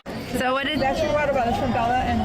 I can't hear anymore. It's from Pop and Bella. It's your game cup, your volleyball cup. You did good. How do you feel you did? Okay. Yeah? How was your first game? How did it feel? You had 3 games. Yeah? You did good. It was 1 game, 3 sets. You're right. And they went to 25, not 15 On the third game. on the third one. Everywhere else that plays to 15 on the third Oh, game. well, this is different. It's the same outcome, so it was okay. Yeah. Good job. Yeah, see, just show up. You never know who's gonna be there. Well, it's just weird. Oh, the thing about it is like, I didn't even know. Kevin's like, you're going to a volleyball game. Volleyball pop. Wow, look at that. I got both of them like that. I Yeah. better cook with. Well. Yours was correct. What? Somebody have a mistake. Oh, guys.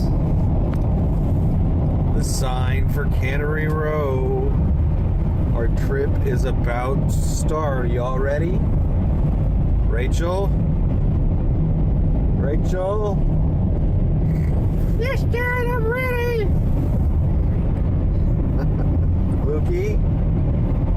Are you ready? Here we go. We're in the trees. Oh, there's the happy driver. There's the little cranky boy. Don't get your foot by the camera. And there's the girl in the back. You can barely see her. She's hiding. Whoops. She said she couldn't sleep back there, but she did. I'm proud of her. She's eating my candy. She's got my nerd clusters. Rotten. All right. On our way. Did we make it? So you said those two look like birds? Hey, that sounds not right.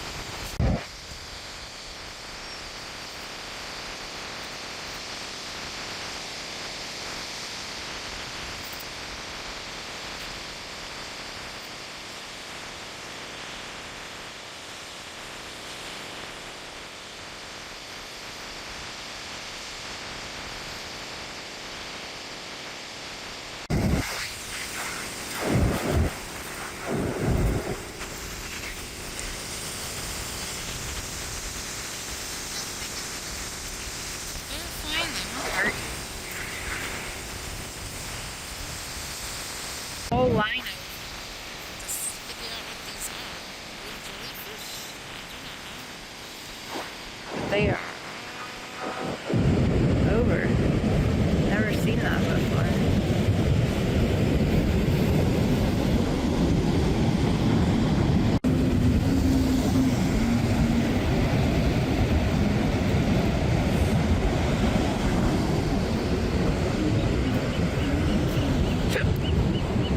So many blue jellyfish all along there.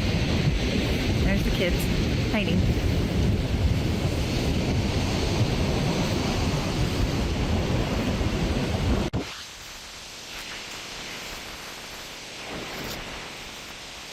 What you doing up here?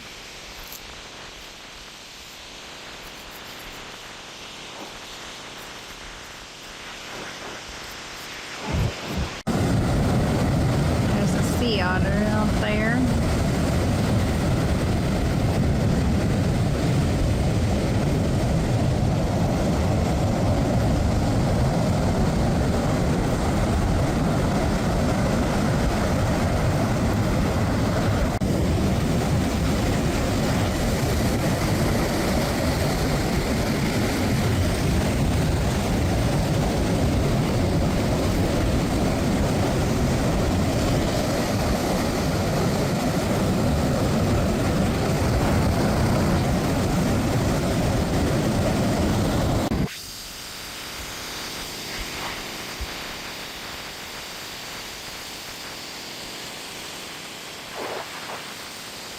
Look at them all.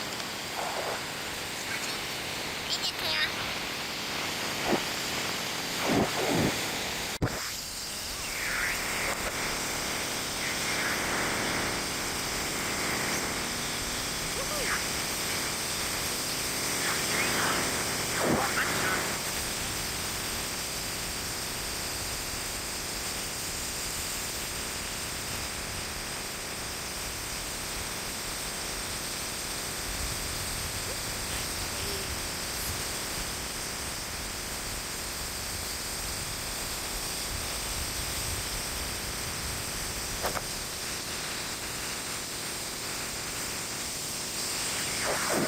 Never seen so many of them out here.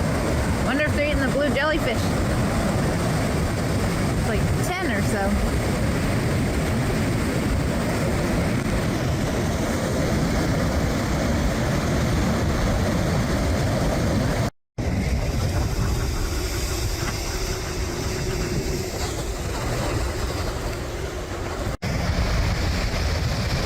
Living its best life, laying upside down.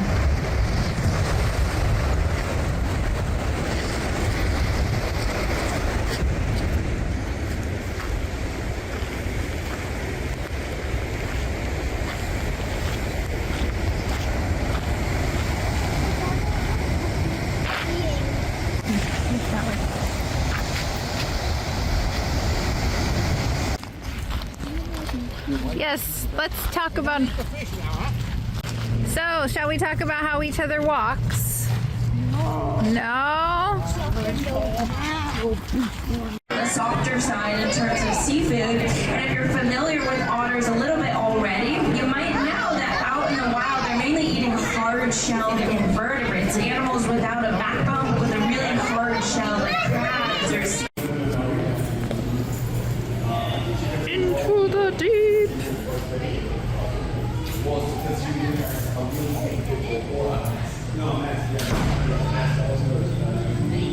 I got it. Isn't that cool? Oh, it just changed color. Because Luke's pushing the button. Oh. Oh, well, there we go. So what does red mean versus blue? Red is a disguise in the deep sea. Huh. Without red light, you can't see the color red. Red light doesn't reach the deep sea. So red animals like these look black and are invisible to most eyes, unlike a child that just put her head in there. Oh, now you guys want to be in video. Pretty sure that lobster looks like it's taking away the jellyfish, not riding it.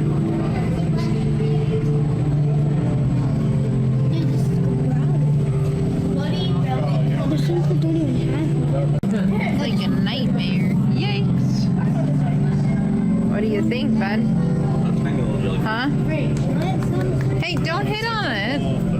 Are we playing the game? Who's gonna win? Probably not me.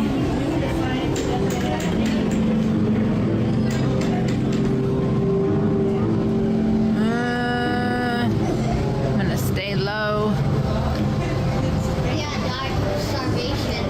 I'll die of starvation, that's okay. At least I won't die from being eaten. Or maybe I will. Ah! You can't eat. You were trying to eat your son? Oh, better get down before you get eaten. Oh, here I go. I'm gonna down here. Beep. Oh.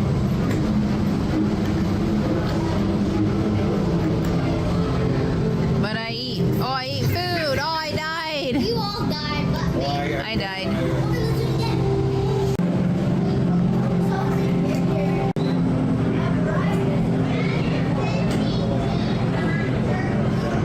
Oh, that thing is massive. Look at that. Oh, it's going like something. That's a weird looking fish. It's an elephant fish. Look at it, Granger.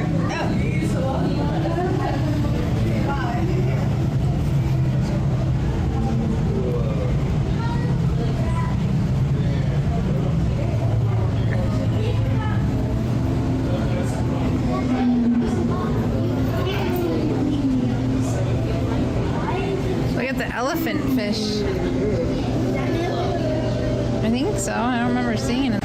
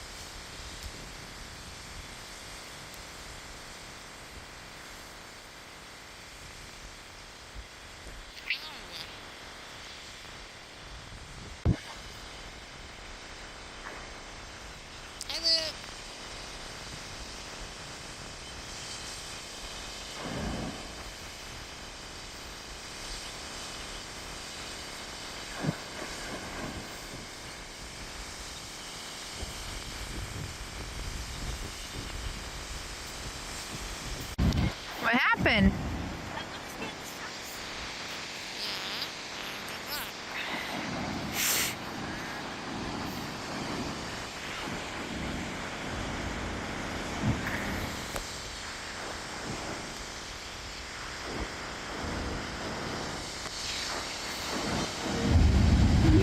All right, what are we all waiting for? Sunset.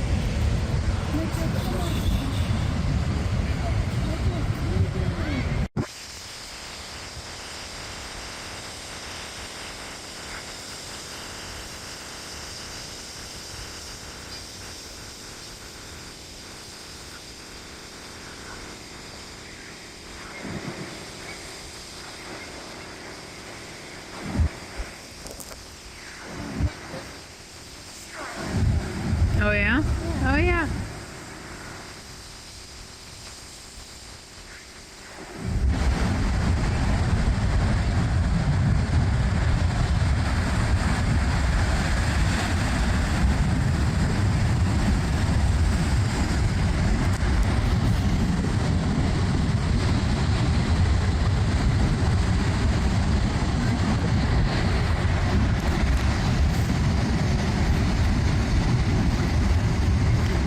Look at that, you conquered it without your sister.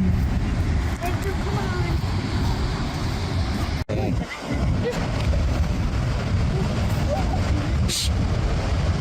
You would be able to fish with me.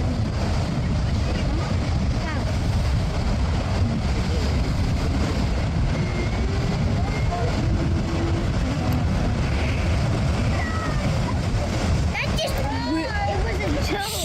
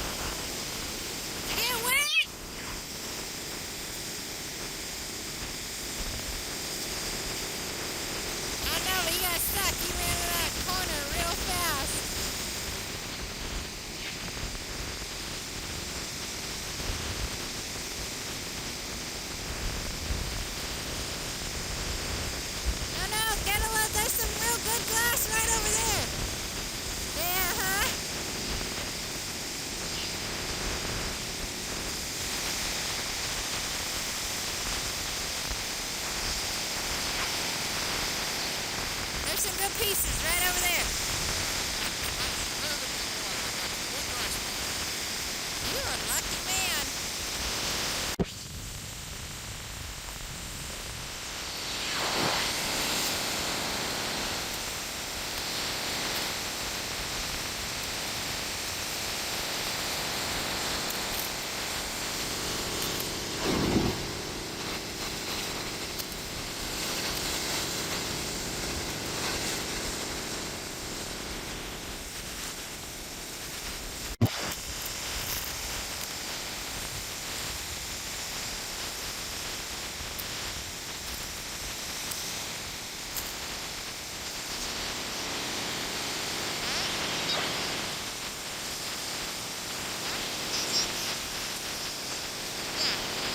The other one we wanted to go on was full.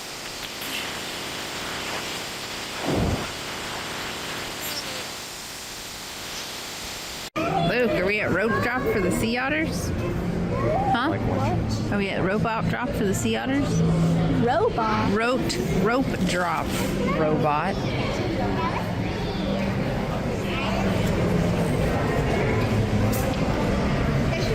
Saying come. Excited?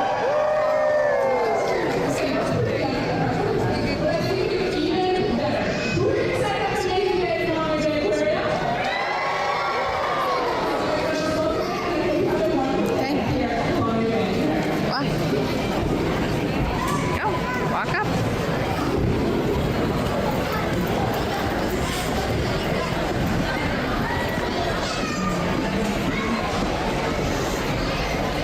Oh, they swam away.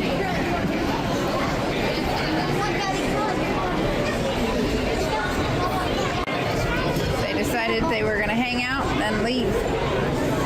We'll just wait it. Oh, there's one over there. They are over there. Are they coming over here?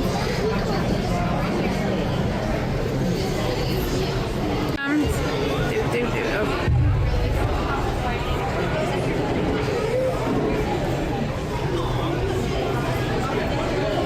Luke, did you bonk your head? No.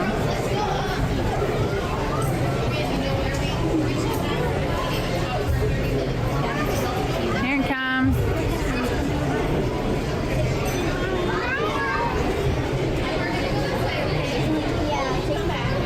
There it goes. Look, watch.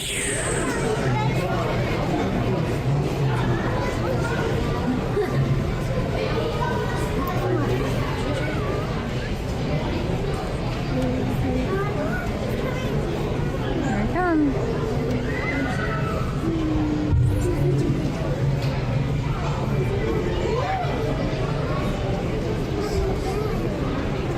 Luke, it swam right by you. Were you paying any attention? What are you doing then? Alright, you ready to go to a different exhibit? Here it comes. Look at me, you two. Did it come this way? No? Oh, went down there. If I can take your picture. Let's see if it comes this way. Hey, look at me. Nope. Alright, never mind. Look at me. I'm gonna try. Look at me. Let's see if it comes by. Oh, hey, smile. Nope. See any crabs in there? Oh, there's a big crab. Oh, there's another one.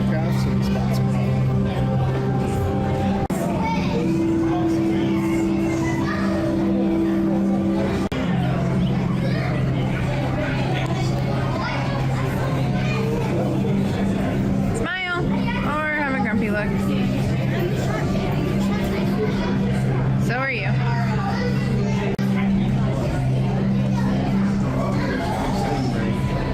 You made it out of the sleeping thing, so it's like, no heads coming. Well, those are bat rays in that thing. You made it out. He gets to swim. What do you see?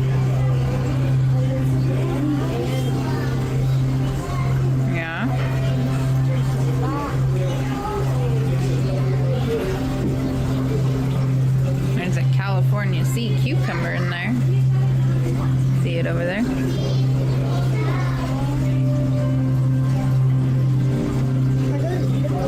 Edible? I don't think we eat them.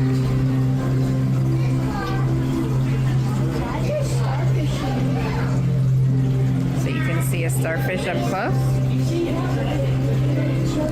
Huh? What? No, I know. We're videoing. What's the picture button? The bottom one? Okay. Turn off the video. Yeah.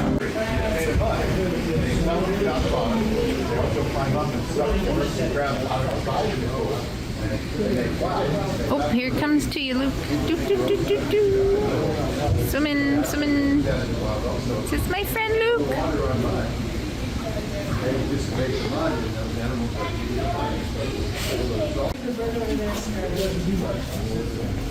Find anything cool? Okay. There's a shark. Nah.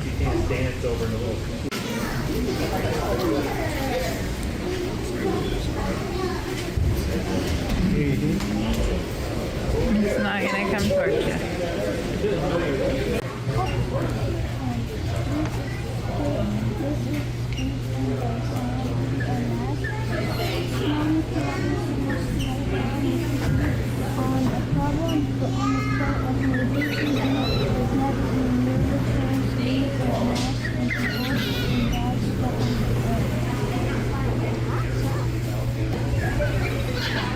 Oh, they're fighting.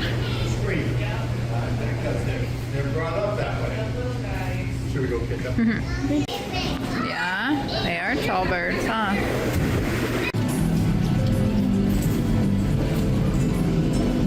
Colorful.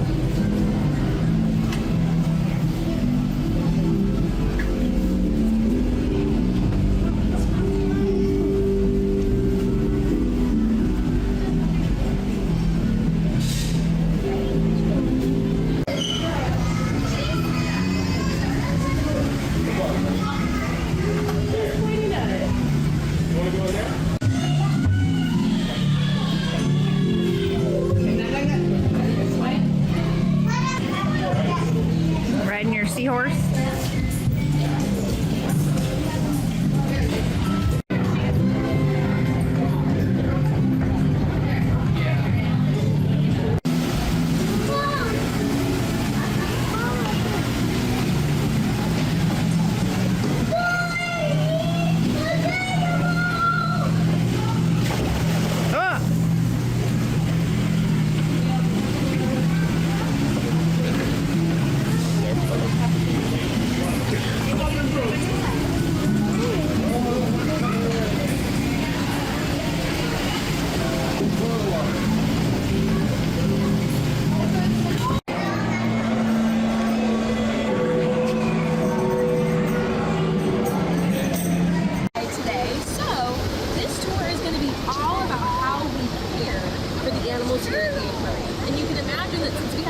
diverse array of animals, we need a really diverse and amazing team of people to care for all of the animals that we have here. So we're really excited for you to learn about all the cool animals we have and the people that take care of them. But first, we're going to do a quick icebreaker activity. Have you acted out on the count of 3? 1, 2, 3, and go. A bird. What are you? Penguin. Yeah. Oh, hey, good job, Dad. A bird. Nice. A rabbit. What were you? That comes from It's this fine. big, beautiful ocean out here. So we're gonna head to our first stop, which is gonna be behind the scenes, super cool. And it's gonna be really tempting for us to stop and look at the exhibits on the way. But we are gonna keep our eyes moving and our feet moving.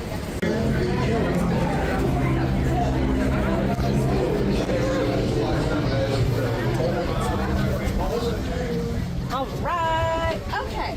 Well, where not even all staff members typically go, but since you're here with me, you're honorary animal care team members today, it is a-okay for us to be back here with me.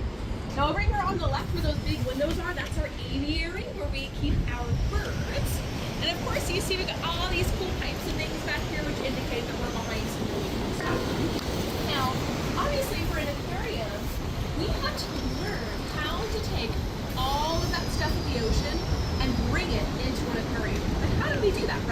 So what I'm gonna do is I'm gonna have you friends we're gonna go swim over to those rocks. Bring those rocks up here for me. You friends are gonna go and get those otters out there. Okay. You friends are in charge of the sand. Gotta go get the sand. You two friends, you're gonna go and get some fish out there, and then you two are gonna swim all the way over to Moss Landing and get some of those species over there. Bring them in here. All right, get ready. Go. Go. No? But that's kind of hard to take all of these out there and bring them in here. Well, listen, the next place we're gonna go, I'm gonna show you how we bring those angels in. Out of the way, so that you can take a full picture. See, we're all animal here today. Okay, so if you want to come over here and look at this picture, I feel like there's something that's missing. What do you think is missing? Yes. The animals! Where the heck are all the animals? Well, I'm going to go back behind all of you and open up this handy dandy drawer. And oh my goodness, I think I found some. So I'm going to pass one out to each of you. I want you to hold on. Oh, thank you. I'm happy to tell you what all of these animals are as well. Here you go, my friend.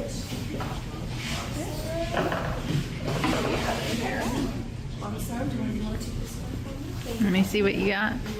All right. Now, where do you think these animals would go? Oh, thank you. In the exhibit. Feel free to just put them up there for me.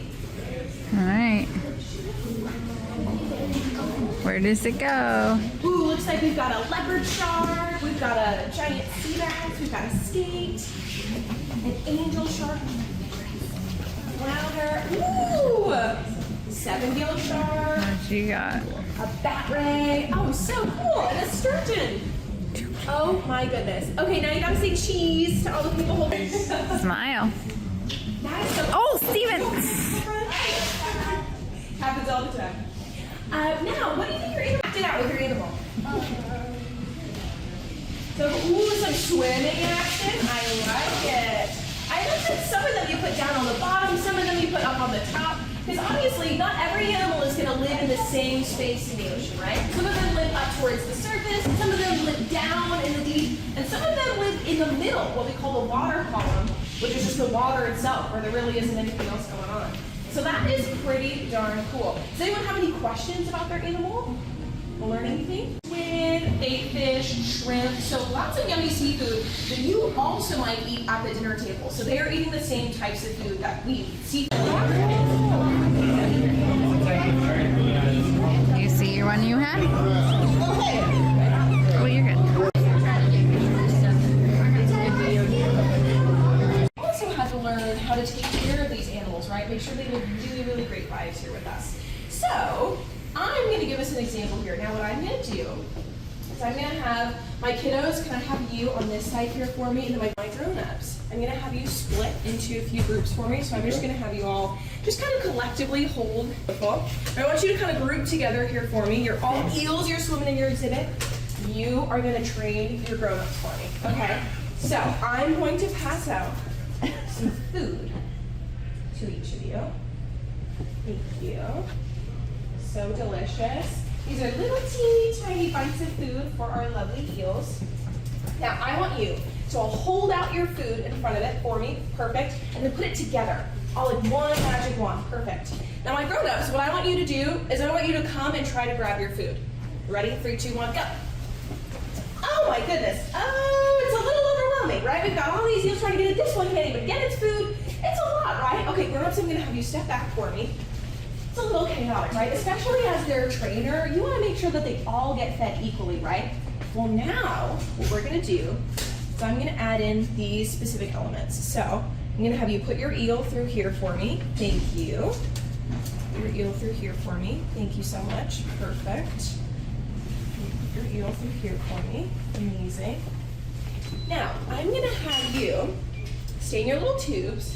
Now, kiddos, what I'm going to have you do is I'm going to have you step up and feed an eel in a tube. Ready? 3, 2, 1, and go. Oh, so much easier, right?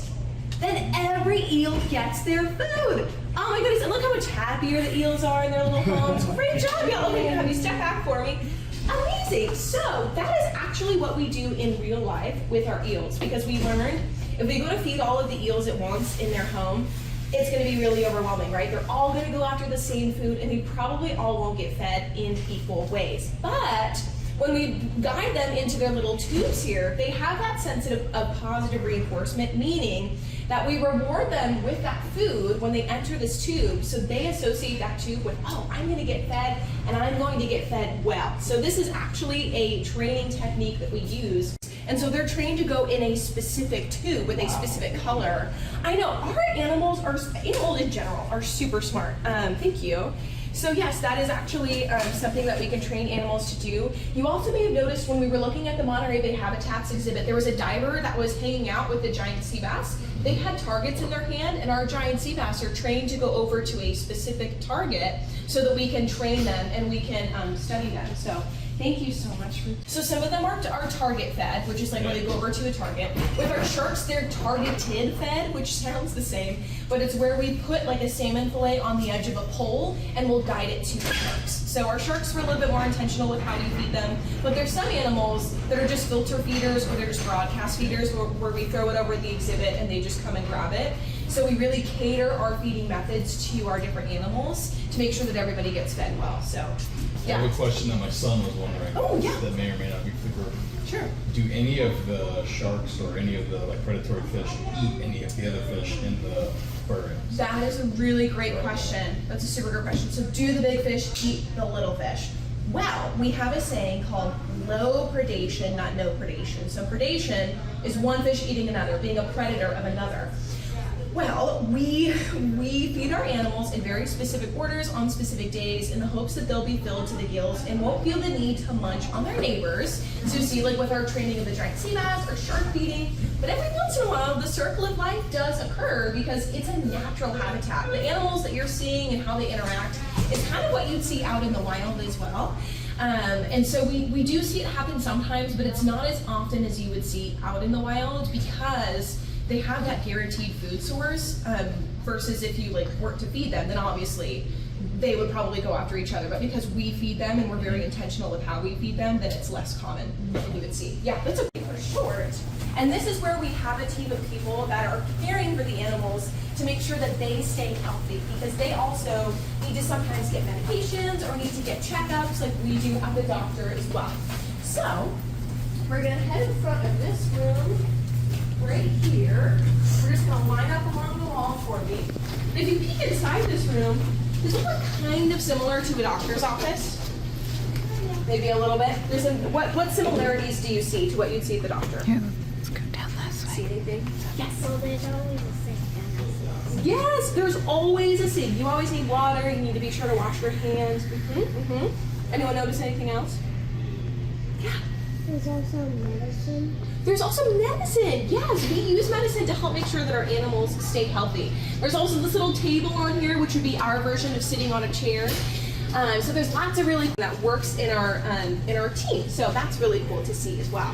Now the reason why we are here is because we are going to perform some exams on some of our animals here, namely our lovely sea otters and our lovely penguins that we have here. So I do only have 4 stuffies, so I want us to share and pass around, okay? So we're gonna start looking at their eyes, their coats, their flippers, their paws. But of course, as doctors, we need certain instruments or devices to help us do that. So I'm also going to pass around these cool things. So this is what we do typically when we're listening to your heart. Awesome. Okay, so those are going to help us listen to the heartbeat and the breathing of the animals. And last but certainly not least, we also have these fun devices to look in the ears of our animals because ear health is really important. So I'm going to give you one of these, my friend. Awesome. So start checking up on your animals, start looking at them. Now grown-ups, you also have a very special job. They're just kind of looking at their animal, measuring their heartbeat, but you have to make sure the animal doesn't get too hot, too cold. You have to look at the blood oxygen content level. You have to make sure that the anesthesia isn't wearing off. You have to make sure that they're not going to hop off the table. There's so many things that you have to look at when you're caring for an animal, right? It's not as simple as checking them up and then sending them on their merry way. There's a lot of really complicated procedures and things that we have to partake in order to give our animals this top from the wild. So they have a really important job of helping out pups that we are going to release. And our penguins are part of our species survival plan, where we pair together birds that will have hatchlings. So we do have some birds that were hatched here at the aquarium, which is really exciting. Now, what do we think? Do all our animals look like they're happy and healthy? I think so too. I think that you did a great job with that exam. Now, I do think that there is one particular animal that, if I can find the button for it. Okay, if we look at this here, maybe not. Okay. There we go. Now, if you look at this here, this is the inside of a sea otter. This is an X-ray of a sea otter. But if you look really closely, do you see that something's inside that sea otter? Whoa. What do you think that is? A baby. We have some pregnant sea otters on our hands. Oh my goodness. Look at that. So you can see these are its little feet right here, and then you've got its spine that goes up, up, up, up, curves around to its head, right in there, right behind the left side of the mom otter. Isn't that so cool? So congratulations, we have some new life on our hands. That's so exciting. And that is literally a sea otter X-ray, which is super cool too. So I always like to look at that. I think that's pretty fun. Well, congratulations, y'all to the clan, and they need to be named. So do you want to pick out a name for your penguin to put on there? Awesome. Ooh, Durbin, that's a good one. Awesome. Luke, you don't have a penguin. You can pick out one for your sea otter too. Yeah, what'd you name your otter? Let's see. Let's do it. Awesome. Wait, let me hold it up. What do you think? Hold it. So there we go. cool. Rachel, let me Jerry's see. one of our Would you? newest additions. So cool. You can put it on. Okay, hold it up so I can see it. Perfect. And it's okay if it doesn't fit. We just know that actually we simply don't have room for it, so we can then transfer them to another institution that would take care of them. Yeah, but we're not just going to be like, well, sorry, no room for you, no room for you. Yeah. They would, especially if they're born in a place like ours, we want to make sure they can live their best lives. So, yeah, so cool. Awesome. We've got our animals, we've got our names. That is so cool. Now, I'm going to take back the gear for you because our animal is the one that's currently in front of him. So sweet, right? That is such a veterinarian thing to say. Okay. So or an area where, That's like great. if a shark was sick, you wouldn't bring him here, right? Sure, that's a great question. So it is the vet lab for everything, but there's certain like exams that we can do in the exhibits themselves that we would send divers in to do. Okay. So there are certain things that we would do underwater. Okay. But there's also ways for us to lift out animals and transport them via a water kind of like tank to bring them to do exams. come here? So, sometimes, yeah. Okay. But most of the exams that I see with like our sharks would be done right outside of the exhibit. We would like place them on a scale and put them right back, something like that. Yeah, to make sure that they're good. We also care so much for these animals that we even care for the food that these animals eat. Now, I'm going to show you one of those food items. I'm going to take actually, I'm going to do it like this, smarter not harder. These, friends, are called mealworms. Oh yeah. Oh, I love that reaction. That's not normally the one that I get. I love that. Now you can see they're kind of floating around in there. So these are real live worms, and these are the worms that we feed to our aviary birds. Yes, friend. My friend had them and I got Oh, that's so cool. You have a friend with these? That's fun. They are a little strange. These can turn into beetles, which is kind of fun. But what we're going to do is we're going to feed the food that we feed to our birds. So, what I'm going to do is I'm going to apply this to everyone. Here's your little piece. Thank you. This is too cool. Okay. Thank you. They've got little teeny tiny mouths. Don't eat it. So we want to make sure we have their size. Hotel just. Ooh, perfect. It's a great spot. I like the strategic placement of all of these. This is great. Awesome. Okay, so we're gonna head out this way. We're gonna go front of the scenes and we're gonna go down the stairs. And then we're gonna go out with the trap. Now this is our only, I wanna make sure we've got everyone. Come on in, y'all. I wanna make sure everyone's in here. This is our only freshwater exhibit here in Monterey Bay Party. Everything else is saltwater, the water you find out in the ocean. But this is freshwater, like you find in a river or a stream or a lake. And so these are steelhead trout, and they are hungry for their breakfast. So what I'm gonna do is I'm gonna pass out a handful of food to all of us, and we're gonna take turns throwing that food into the exhibit. But we wanna make sure we throw it in as far as we can, because if we throw it up here, then we're gonna gonna get splashed a lot. So make sure that we stay dry, okay? You laugh, but truly, I've been standing up here when that's happened, and you're fine. It's really fun. Okay, so. Do they know what's coming? Oh yeah. Have that, Yeah, they have that eye. Yeah. Okay, so if I can take this. There we go. Okay, awesome. Yeah, you're just gonna cup your hand for me. Awesome. I'm gonna hand out a little bit of food to everyone. Just make sure you cup your hand so it doesn't fall through. Thank you. Awesome. Okay, good ball. Awesome. Perfect. Just cup them. Good job. All right, my grown-ups, would you also like some? Perfect. Here you go. Sure. There we go. My grown-ups, would you like any? Yeah, why not? We got plenty. We're good? Okay, awesome. Okay, now we're gonna do our first round of handfuls. So everyone, one at a time. You're gonna throw it in as far as you can, okay? Good job. Awesome. We're gonna do the whole handful. Whole hand. Go, Rachel. There you go. Go, Luke. Awesome. Wow. Nice. Good job.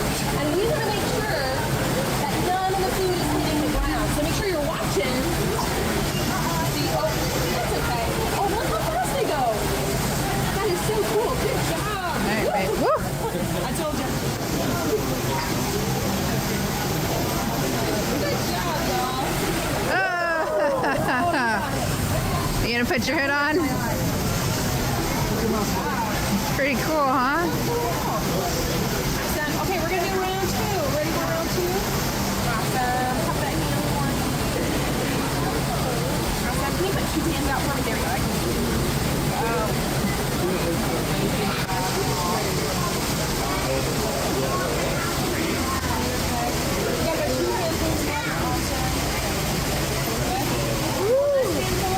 I'm good. Are you having this one?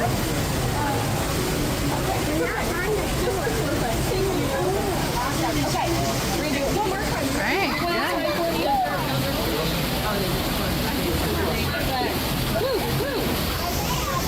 Yeah, nice. Oh, look at that. No, these are nice. Look at all of that. Not one is falling to the bottom. They are so hungry. Awesome. Make sure you throw all in. Here we go. Ooh, little splashes. Awesome. Was that Pretty everyone? cool, huh? All right, we've got a last little bit. I'm gonna throw them there. Ready? Woo!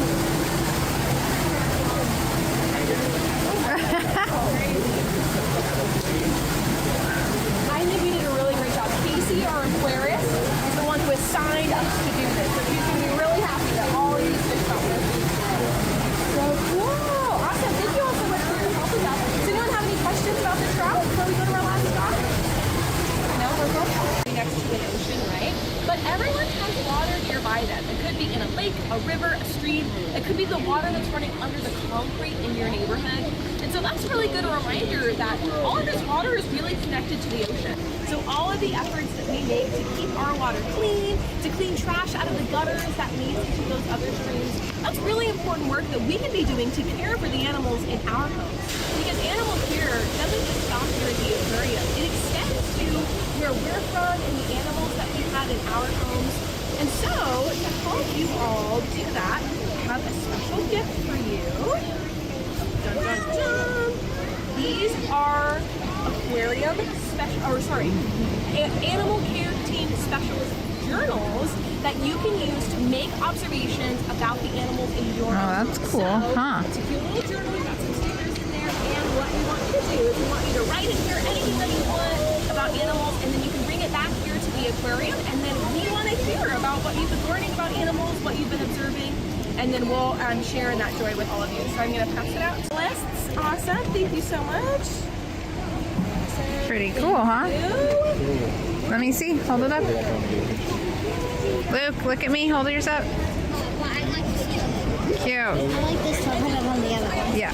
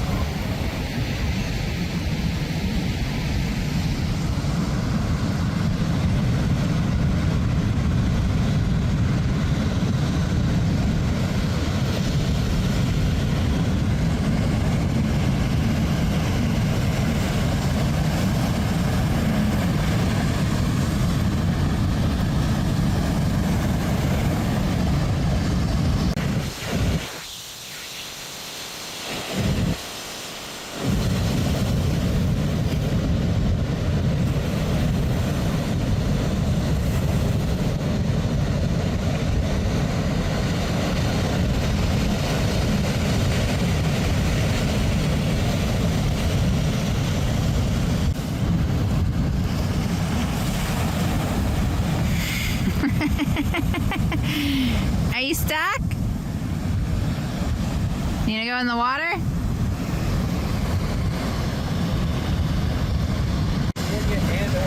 Yeah, because of the water warming up. Oh. Okay, I was gonna say I've never seen it so bad. Go, Rachel! Huh? Is it cold? I thought you said it was warm.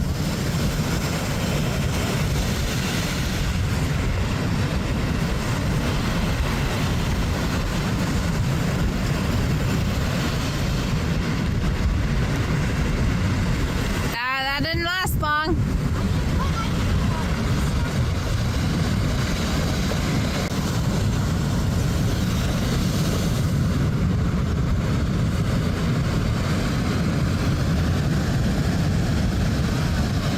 I'm videoing your brother. What you doing, bud?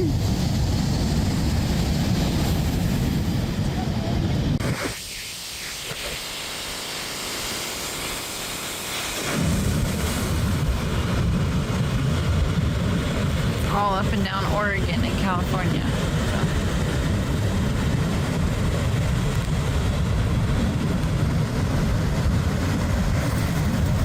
What are you doing?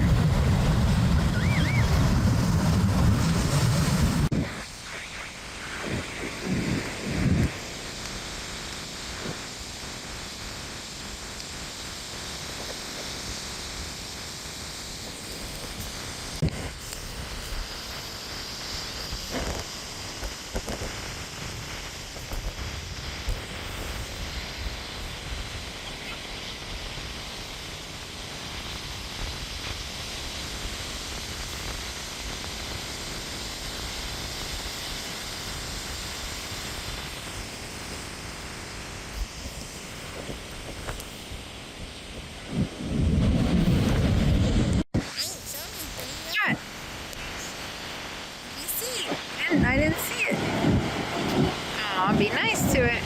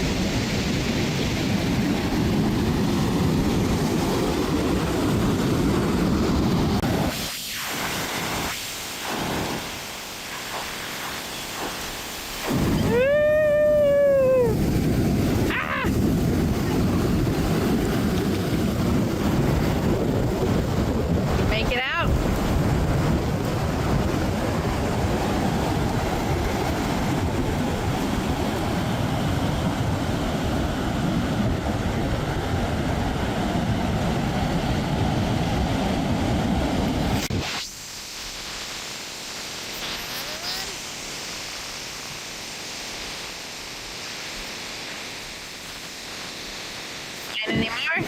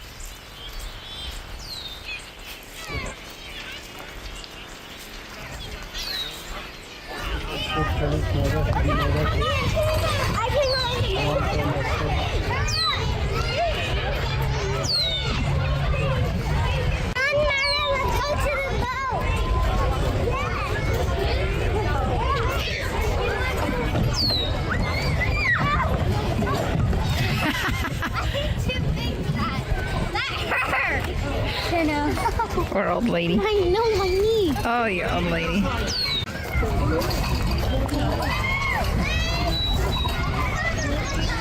Are you?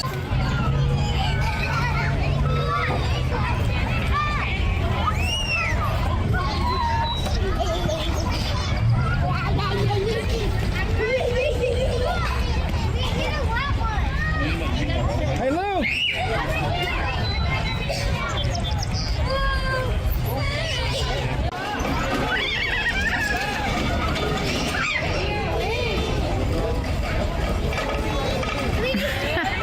Go, Luke!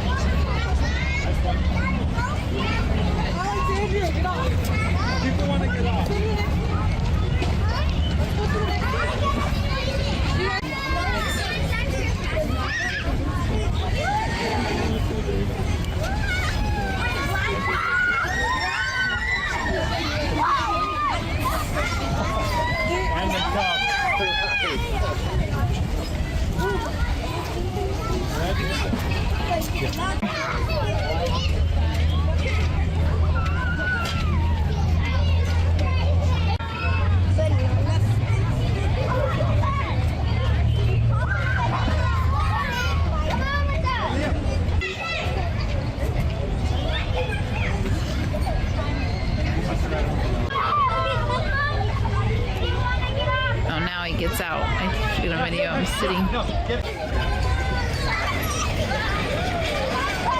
About gave me a heart attack hanging off there.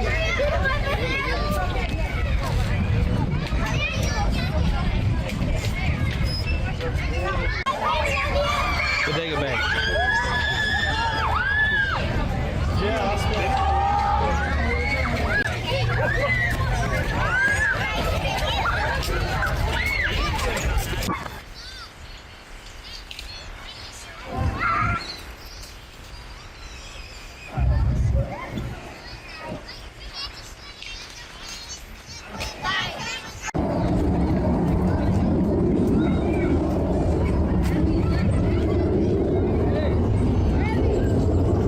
Are you following us? Following us through the maze?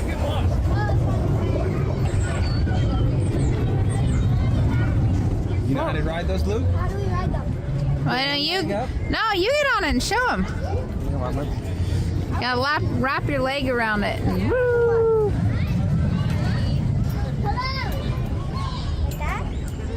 I don't remember. I never did those. You put one. Okay, yeah. Now hold your arm out. There you go. There you go.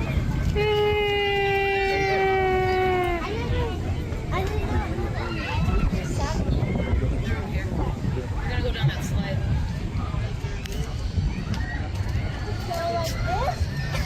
Yeah. Yep, then you gotta wrap your leg around. There you go. Now start spinning around. Yep. Yep. Put this leg through there.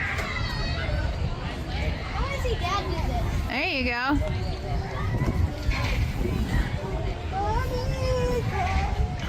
Buddy, you hold it. It's fine. He's making it down. Got it. Rage, don't kick your brother in the head. Got it. Real well. Oh, I told you. He walked right into it.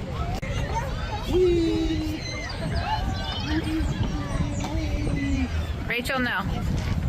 Okay.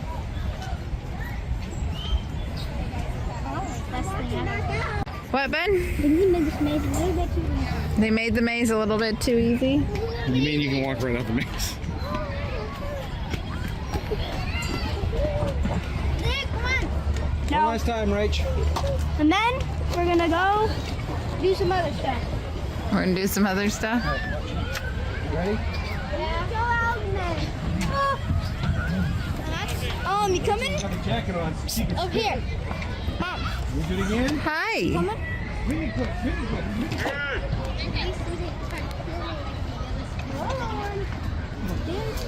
This way? Oh good, I was lost. Wait, Luke, no. I'm pretty sure it's this way. No. No, it's this way. Go ahead, go that way. Aw, did Dad get stuck? Oh, I thought he was gonna hop over. Ah.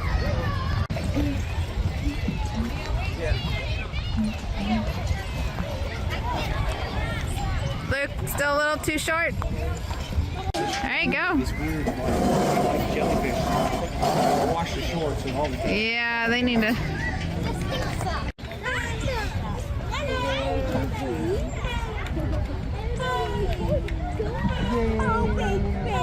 Luke, sit down.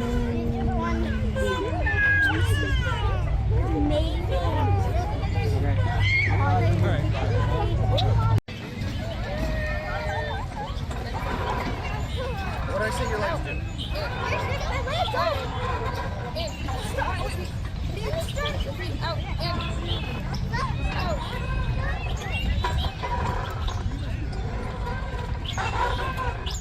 There you go. Great.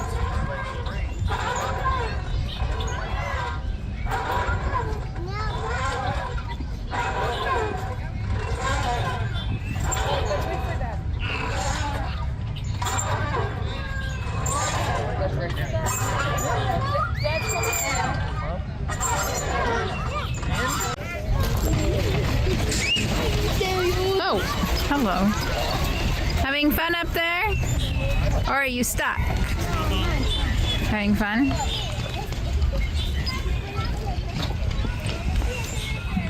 Full time. Yeah.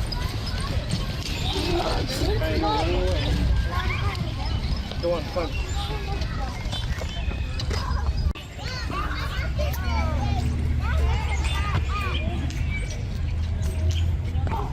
Keep working at it.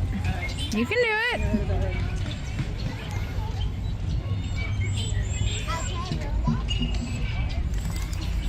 There you go.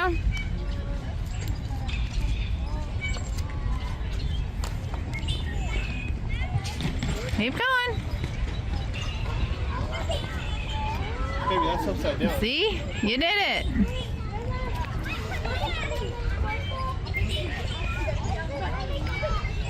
That's not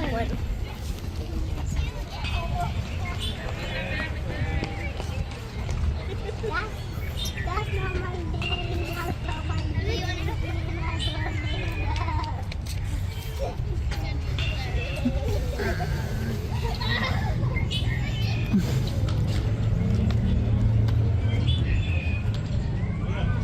Really? You think that's a good idea?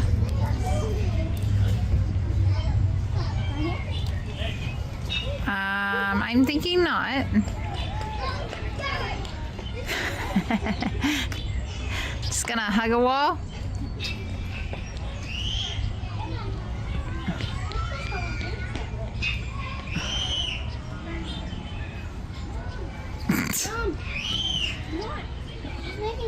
I'm making sure your sister doesn't fall off the This wall. was the big spinning metal thing. You got on it right up there. It was spinning. Oh yeah? Yeah, big metal contraption you got on. If you mixed it, boom, down you went. Oh really? Did you fall?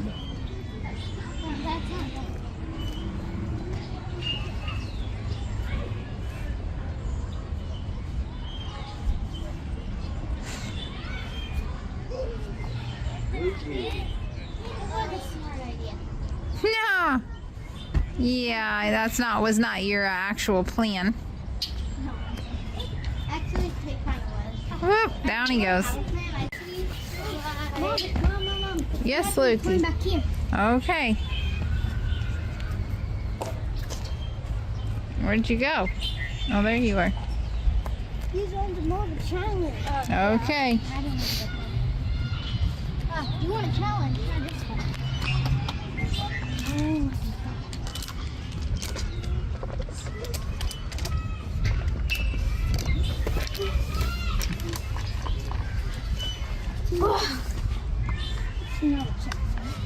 Did you get all the way up there? Like right up there? That's not possible. I'm trying. You try. No thanks. That's what I'm Wait, is that connected?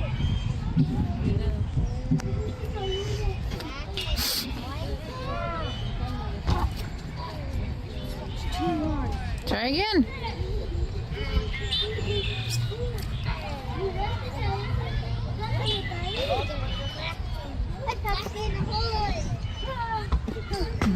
I did it. Good job. This one I don't know if I can do.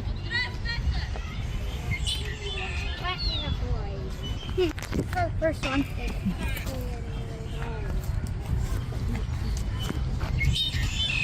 You think I can get this first time? Yeah.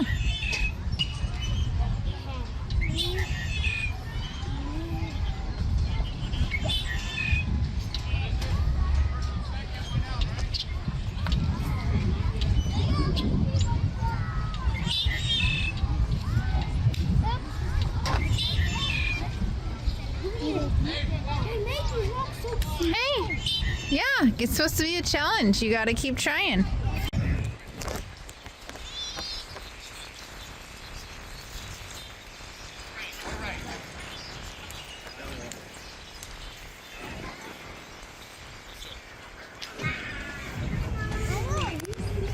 That's plenty on it.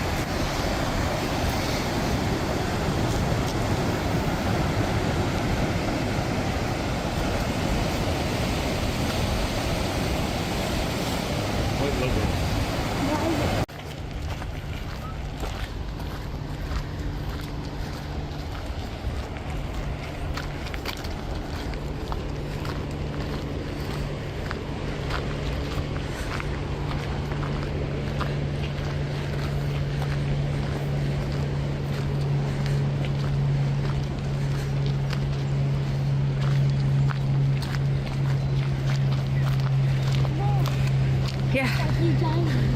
Whoa. Pretty huge, huh? I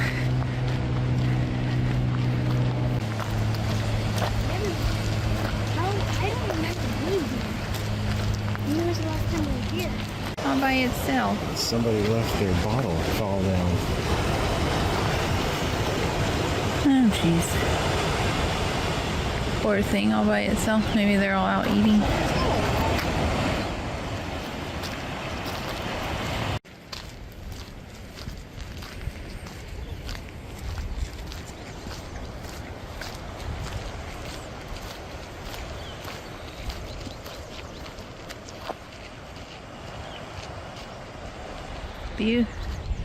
Man, we got lucky. It's a beautiful day, huh? It's a log. Dad had me film a log. Wow, babe. There's the sea lion, aka a log. Are you sure it's not a log? He's like, yes, I'm sure it's not a log. Well, you were right. He was wrong. There's one. Not a log. I think it lost its mommy. Maybe it's waiting for its mommy to come back.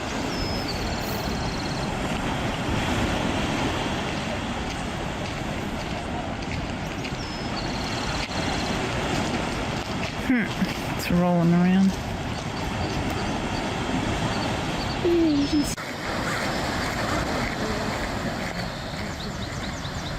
There it goes, off in the water.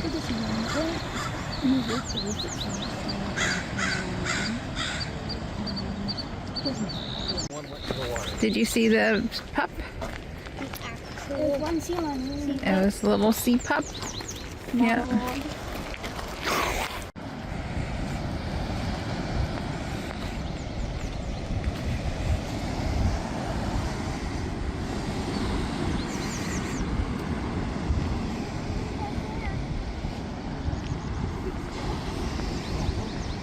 Three what?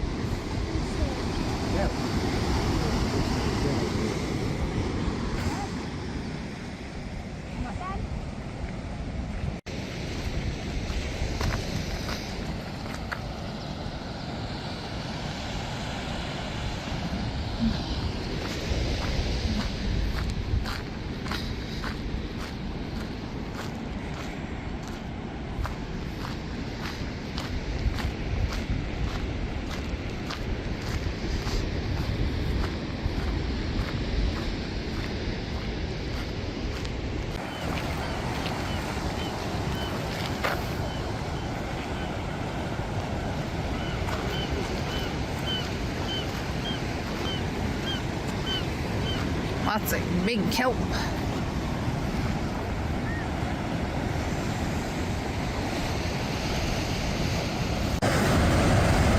Maybe it's just kelp that's not moving. So see, is it a sea lion or an otter? Yeah, you see it? Yeah, it's right near the island. Right there.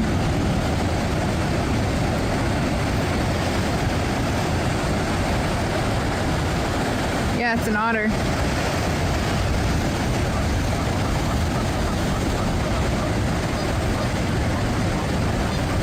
Wonder if it's gonna get out on the island.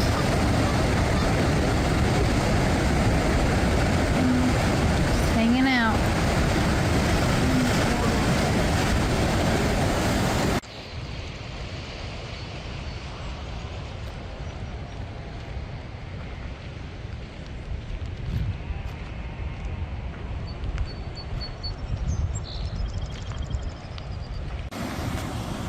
That's cool.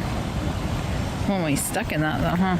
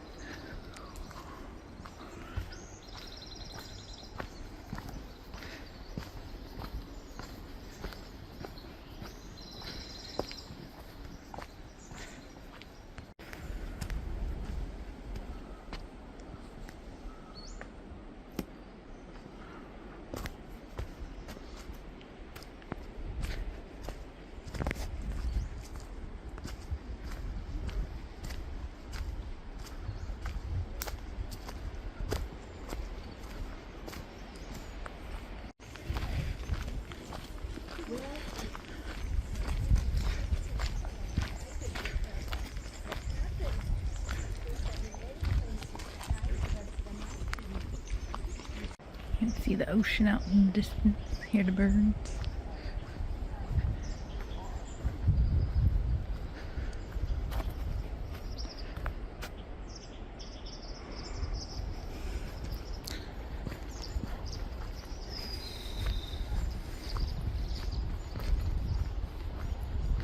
Oh, there's a fork in the trail. Well, we both take this, but you want to go the ocean route, don't you? Yes, please. All right.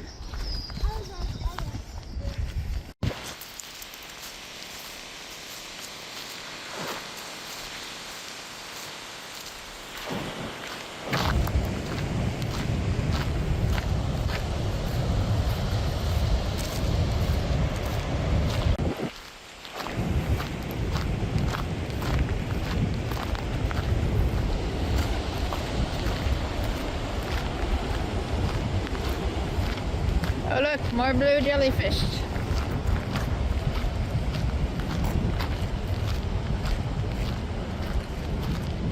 Woo! I almost went down.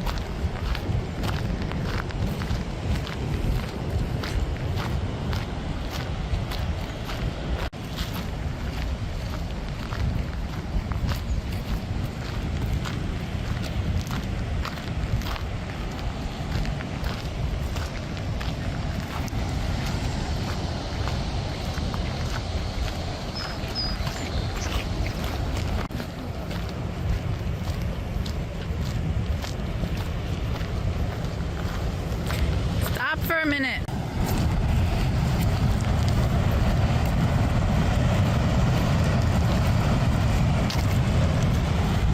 There's our car. Wee, over there in the parking lot.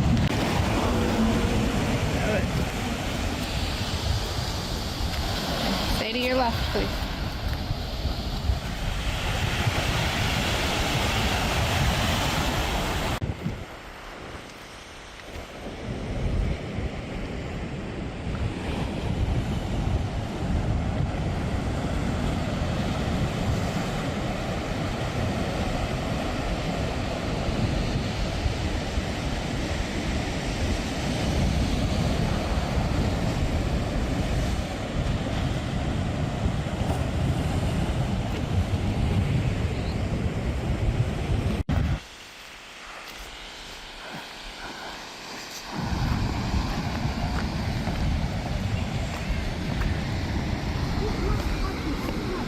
We're only gonna be here a few minutes. Jeez Louise, Grumpo. This is not even a beach. Then sit down. So am I. You don't see me whining. Can't take anything. You can look. Rachel. Ooh, look at the cool patterns on the rocks.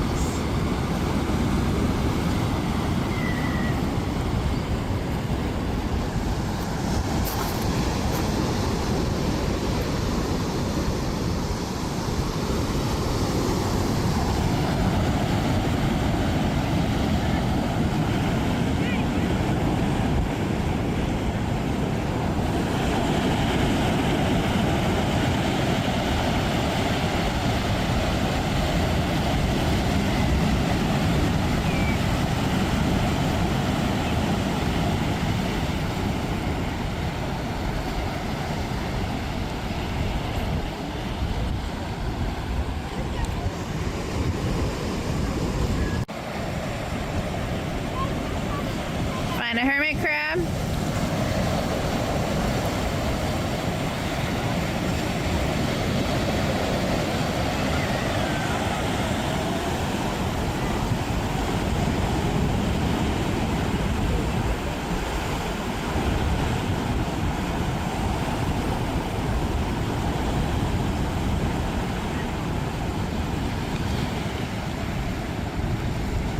Sure it's a hermit crab, not just a rock?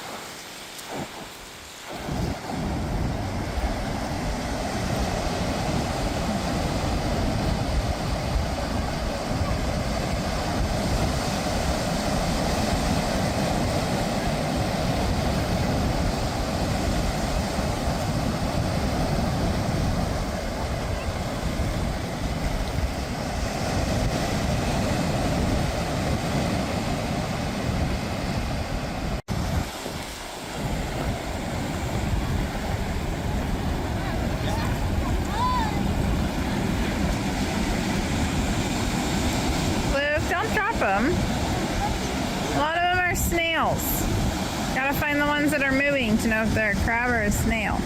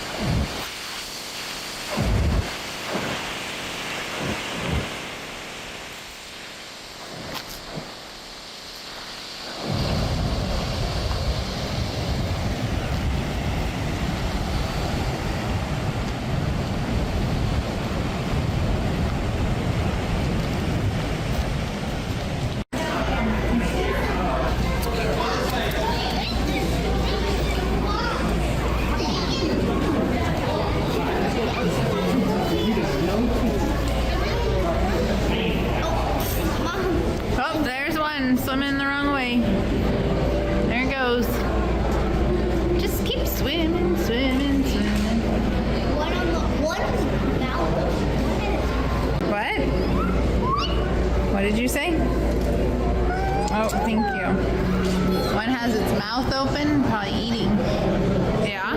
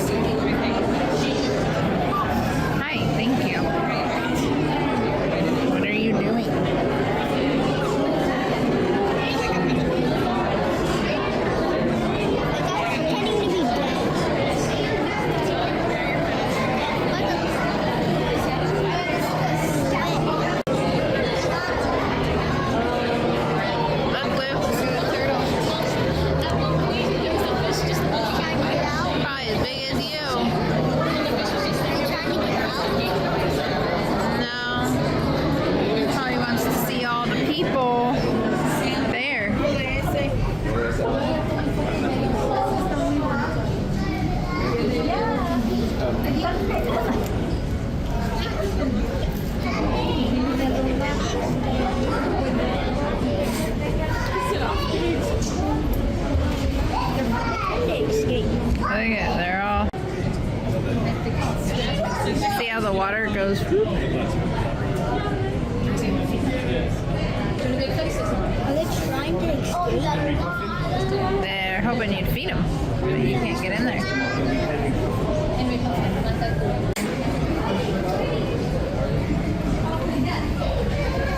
Are there any puffins there? You get a picture with the puffin's feet? They're swimming, yeah. Luke, are you in the tank? No. Look, the bird's gonna poop on you. Here he goes, he's like, ready to poop on you. That one's only got 1 foot. Right there.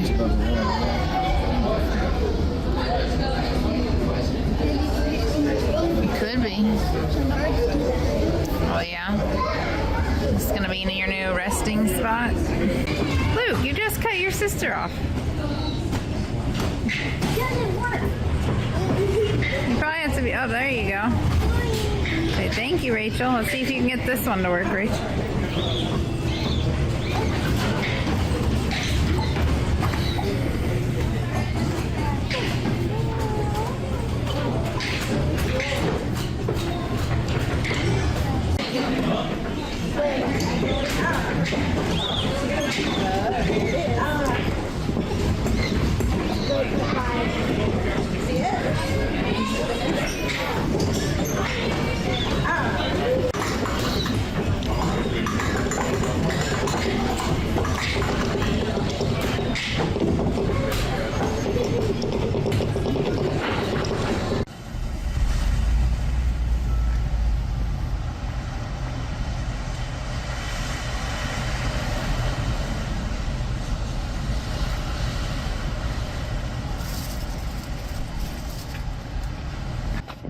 Saw you almost fall in the water once. Here's my haul. Let's see. Oh wow, you found a lot. And then here's us. You found the right strawberries? Huh?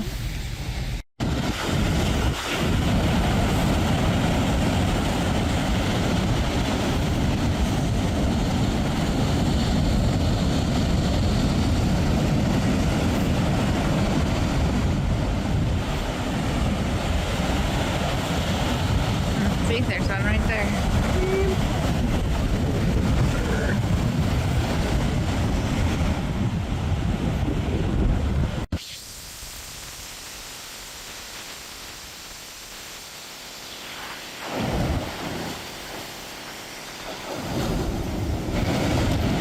All the sea otters.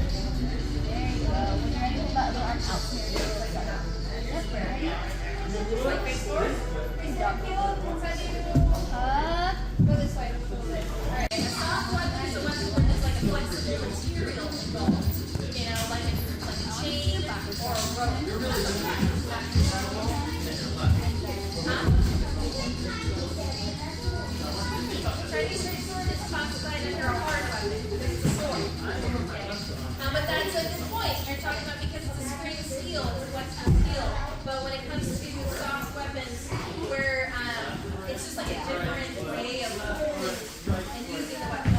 So what about how many like steps? You're holding it tight right here. Take it off. A passive grip is where you've got your fingers kind of off. And then switch back here. Well, with nunchucks, it's hold that in front of you and try and super slow and control it. Passive wrist. Let it slide in your hands. Wrist is loose. So yeah, okay. So good. Alright, so nice strong stance. Okay, go through, catch, bend those knees. We're gonna cross our center line and go all the way back. Yeah. Spin forward. Spin forward, not backwards. Okay. And hold those arms up here on your side. Bring the stick to go underneath your armpit, and then we're gonna cross your down. That's what it looks like. There you go.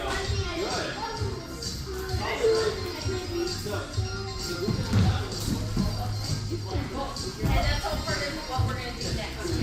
The first thing that we do to warm up is our forward hands, our right hand and our left. And you're going to want to have more closer to the chain. A lot more control. Okay, let's do it. Try to focus. Oh, I said my elbows.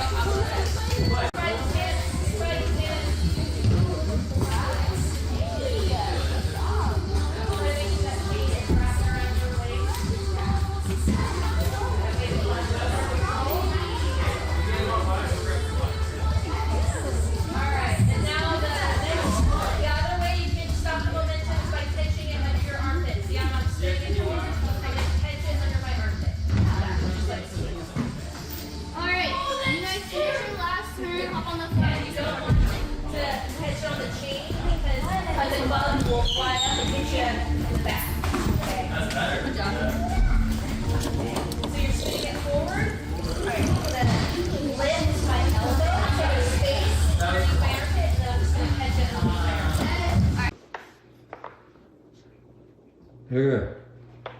Do you want to start with your one? No, because some of them are, it says right on the box what they are. What's the history? What's the history of this stuff?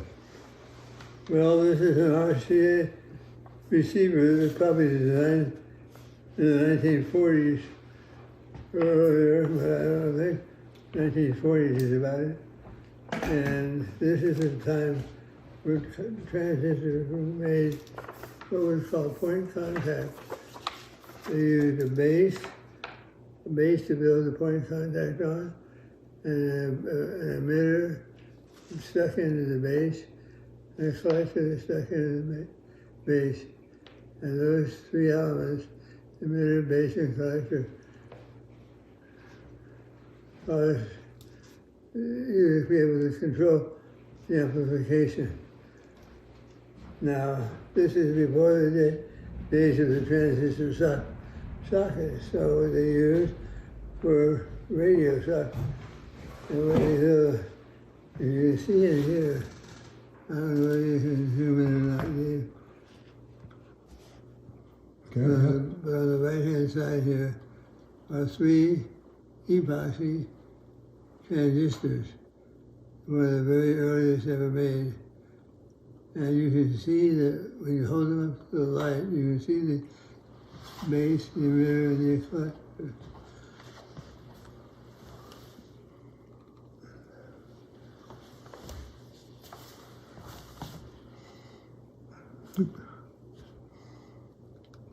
Okay, so there's the base emitter and the collector, right? Mm-hmm. Those pretty golden things. So where'd you get that from? Do you remember? Yes, the Navy chief. Navy chief gave it to you?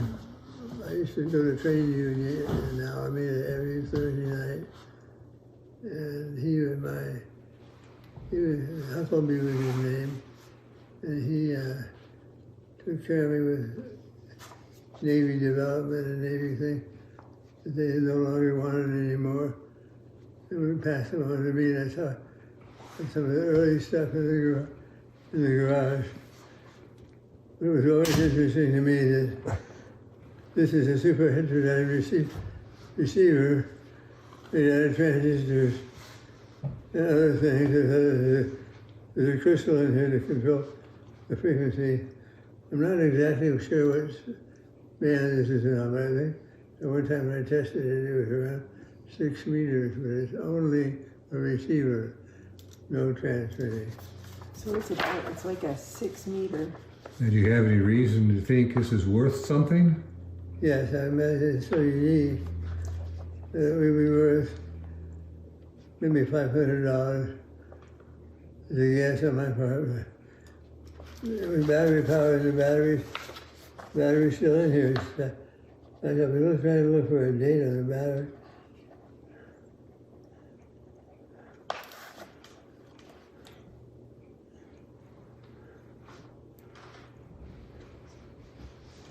And he can see those little teeny numbers. Yeah, I told you, he doesn't wear glasses, I do. I got my glasses and the magnifying glass and yeah. The number is 6090, 6090 N-SF. Well, it was made in San Francisco. Okay. Wow. Cool. So that's a top piece of my museum, was always this.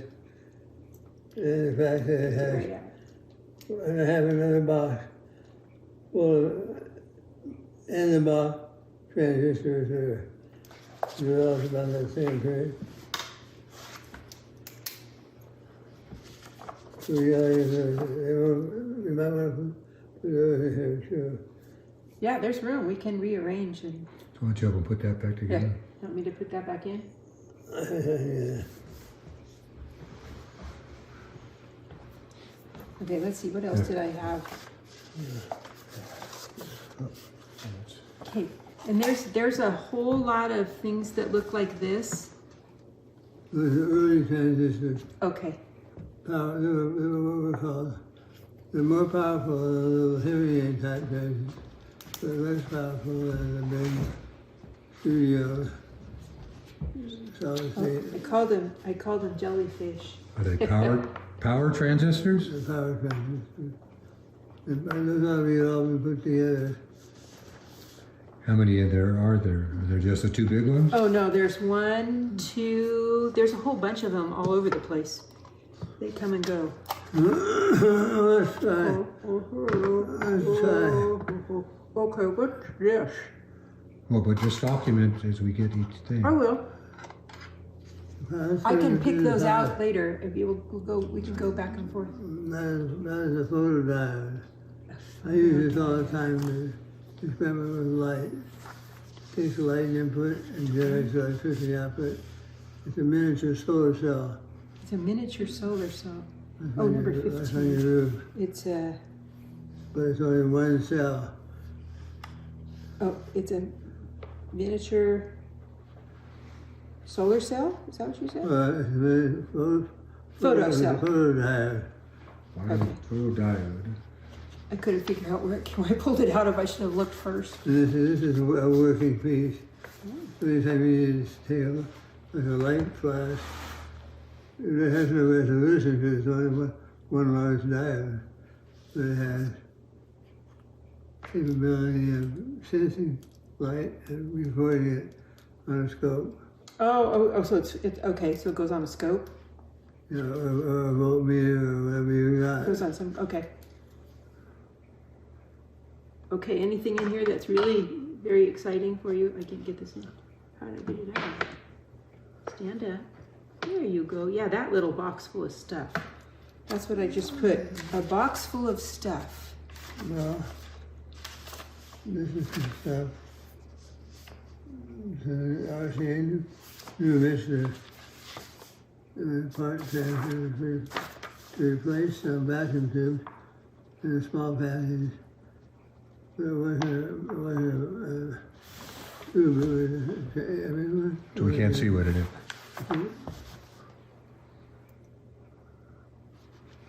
It's called a new Vista. A new mister? New Vista. N-U-V-I-S-T. Oh, And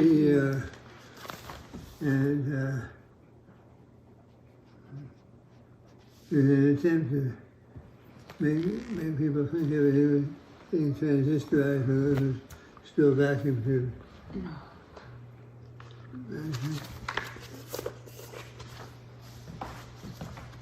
A typical hearing aid tube.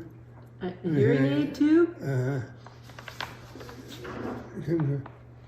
Yeah, that's when you open another socket for transition.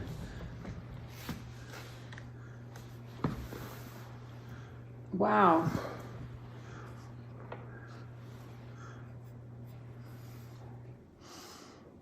A hearing aid tube.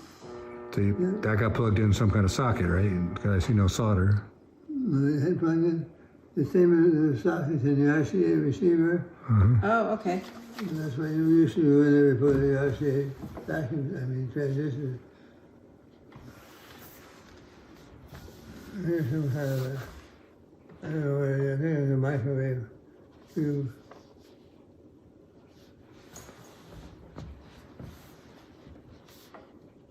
Do you think this is the microwave tube? Yeah.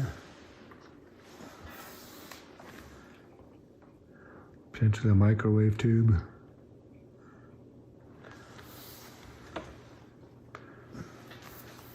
This is another Vista package. Oh, I got that. It's a. That please? Is that the same thing as the other one? The other one for trials. These are Pepsi trials, diamond trials.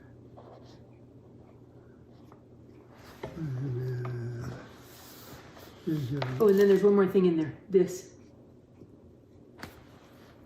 Oh, I picked that up one night. And pencil. It's called a pencil tube. It's a pencil tube? Yeah. Pencil tube. 5980. Oh, it's got numbers. What is it?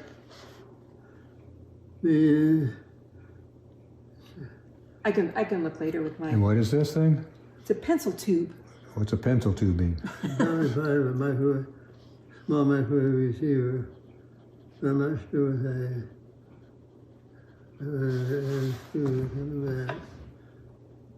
There. Yeah, I can get that. I didn't look at those. I went, oh, look at that. And then let's see, where is that number 20? Is that an old radio tube right there? It's a German friend of mine, Howard Lane. Not Howard Lane. Howard something. That came out of a German tank in World War II. He wanted me to have it. Wow. German tank? World War II. Don't think of tubes in a tank. Well, it said it was a vintage radio tube. When I took a picture, it was the exact same one. Came up. Yeah, so that's what I did. I went through on Google and took pictures of some of these things, and some of them came up with like 25 different nothings. You use lens on that? Use lens on that? Lens? Use a lens? You use a lens on Google? Oh, yeah, I did. Yeah. Yeah. Okay, came out with some pretty cool stuff. What? You done for the day? No, I'm just.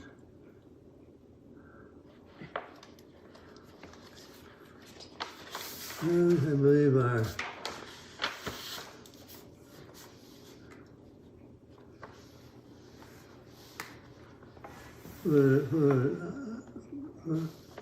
You want it open? For a minute.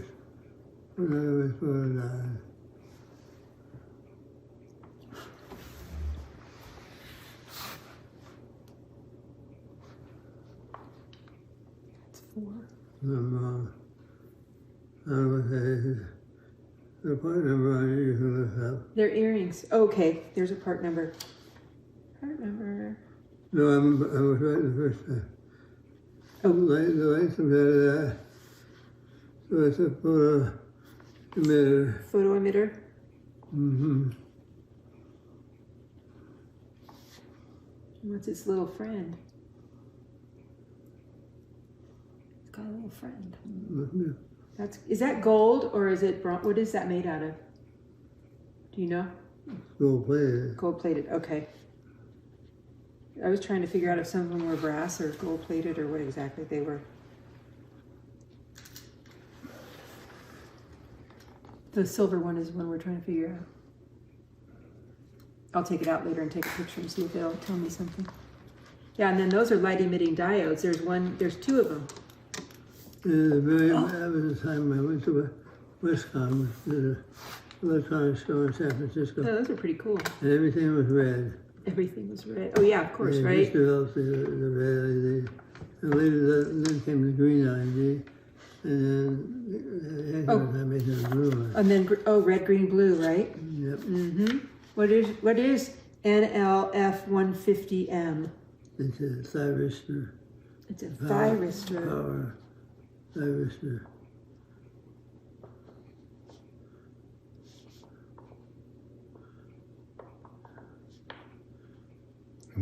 What's that used? What was that used in? Any idea? Yeah. When you had a non-triggered, it was just a diode. When you wanted to turn something on with high power, you trigger it with this lead, trigger something in here to turn this whole switch on. Turn it on. The high power switch. That's pretty big cable. Huh. Yeah, it's got all kinds of little. I recognize that thing. Screw down to something. That's You right. see a cable that size, powerful. It's going somewhere, huh? Yeah. Okay, what else do you see in there that you want to talk about today? Lay Want down. to take a break for now? Why do we take a break? You want to quit for the day? Well, Or up to you. the other things that really interested me were the little pink block and the little. Okay, let's just do a few more things and then we'll quit. It's almost finished. There's a pink block. Yeah, that's a piece of the big noble laser glass. Oh, cool! And it has some stuff written on it. Yes, near impurities in it by biotin. 2G2, 2G7. Would that be what it says? Should be. Okay, it looks like a G. And then that one says PES001 13693. What's that? It's yeah, right? You can't see it. Are they both glass clear. from the laser? Oh, that's a prism. A prism? Okay. Where did it come from? My class, full class, I think. Ah, the one you taught? Mm-hmm. Cool. About these power transistors. Those are all. Anytime you see two wires coming out and the selector is a triode. And this is two? This one too? No, that's a 40 coming out. So that's. Oh. It should be a triode. Anyway, they're all power transistors. Those are all power transistors. Okay. Oh, and what is this? And then I'll let you rest so that you can eat your salmon if I can get it. I can't reach it. That little piece of silver. Oh. What is? Do you know what it is? I don't need to take it out. What is it? It's a crystal from a crystal set. Oh, okay. You need a cat whisker to scratch it. You gotta find a hot spot.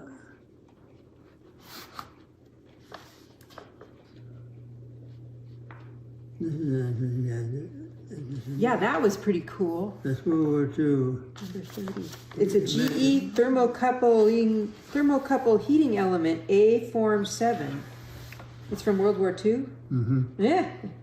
Yeah, that's pretty cool. It just current going.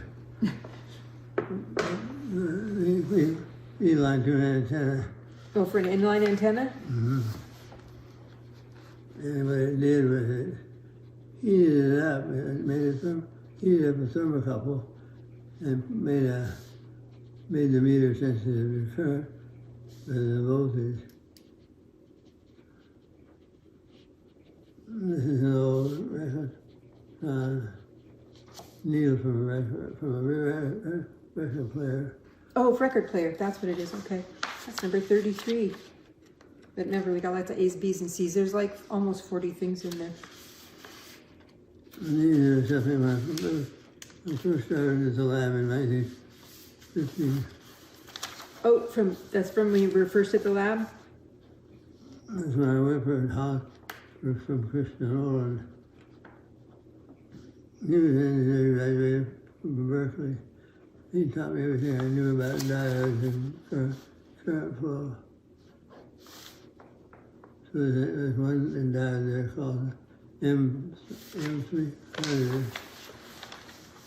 That was the first one developed. And there's an A750. Two of those.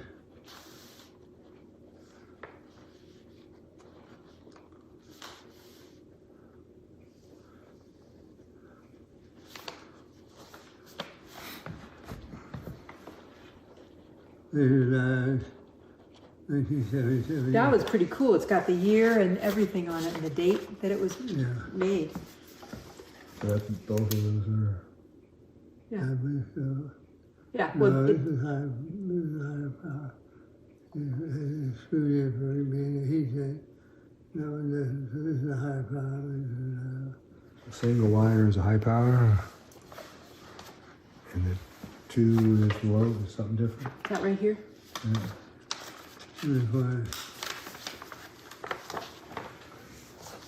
And this is something I haven't opened in many years because the rubber bands will snap. They're so old and delicate, but it's more crystals like that crystal up there for a crystal set. Yeah, it said I was able to read around the rubber It's band. number 19. Yeah, I was able to read around the rubber There's crystals there. Yeah, it's a Crest super sensitive radio crystal, it says. That's what it is. Yep. And here's Edison. That was cool. That's a really old spark plug, huh? It looks like a spark plug. I even knew what that was. Oh, good. Want to look at it for a little bit? Or do you want me to move it? Oh, what about it? Oh, there's more? Oh, did he turn it off? Yeah, I know. It's okay. Probably turned it off. This is the place where we break for a commercial. Oh, that's a good idea. No, that's good, because a lot of it, well, some of these things over here were the same kind of thing. I could see that, but I couldn't figure out what they were. And look at this one. It's a power transistor. A power transistor. Some of these are diodes, like this is a diode. This is a diode. This is the first 10 amp diode ever developed. The first antenna? 10 amp. 10 amp. First 10 amp ever developed. Yeah. Okay, now I gotta figure out which ones those are. Oh, those are down at the bottom, so they're in here. Thread hex. Oh, that's the first and 10 amp. That one? Yes. Okay. It's a transistor? What is it? Diode. Yeah, second road. Thread, hex, wire. I'm like, looks like a nut and a bolt, but that's not what it is, but that's what I see. Yeah, that's some pretty fun stuff. We did a job for really. You got your... This is one of the corner is a lightning arrestor. She's a long wire antenna. Oh, so you put that, so that it would take the hit if it got a lightning strike? Or power hits? Some would take it more than once, some only would take one time. Wow. This is a 5722 vacuum tube. It was intended to make a noise generator. You could tell how good the receiver's front end was by using that in a circuit. That just about winds up. I don't know what that thing is in that styrofoam box. It is a Motorola. It's number 3. It's a Motorola. Please hold. Semiconductors. It's from them, whatever it is. Motorola made it. And then you got some Sylvania, and you got some other Motorola stuff, and RCA.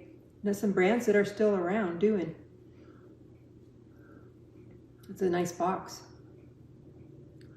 I don't know if you can find any information on that.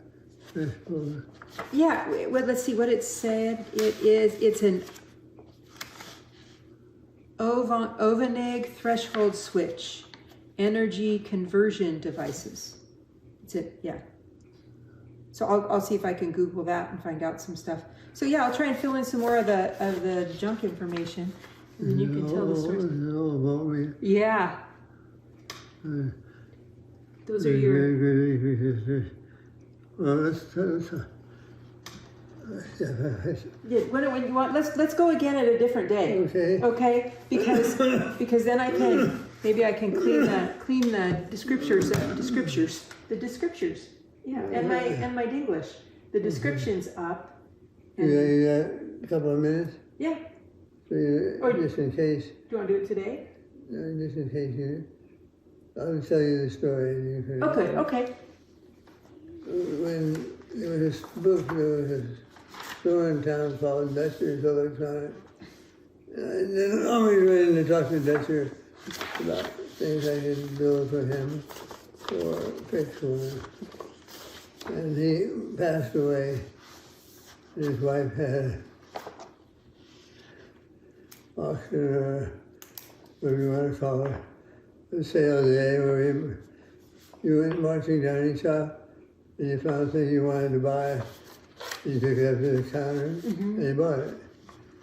So this day I saw that there was a box of innocent spark plugs. And I took them up to the counter and paid for them with, I think, tobacco, Morse code CT, in the file at the counter. So I'm sorry, sir, but I can't sell you those, they're too valuable. And I said, oh, I'm nuts. So I never thought anything more about it. He took them out of the box. I went home and started taking my things out of the box. And there was this spark plug. He picked it up and he could give him, either intentionally or non-intentionally, giving me one of the V8.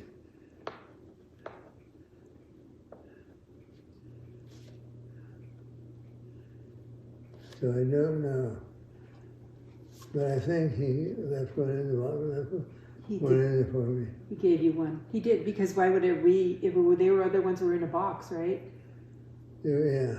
So he wouldn't have he had to have taken it out of the box and put it in your bag. That was sweet. That's what I like. So they could make some money on the rest of it, but he gave it. So you helped this man? What was the name of the store? Duchess. Judson? Duchess. D-U-T-C.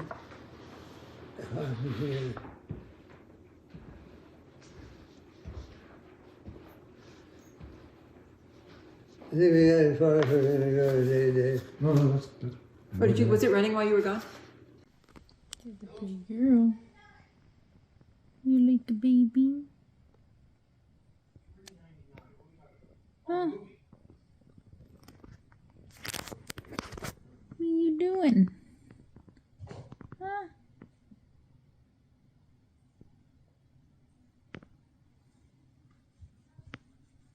There's a happy girl.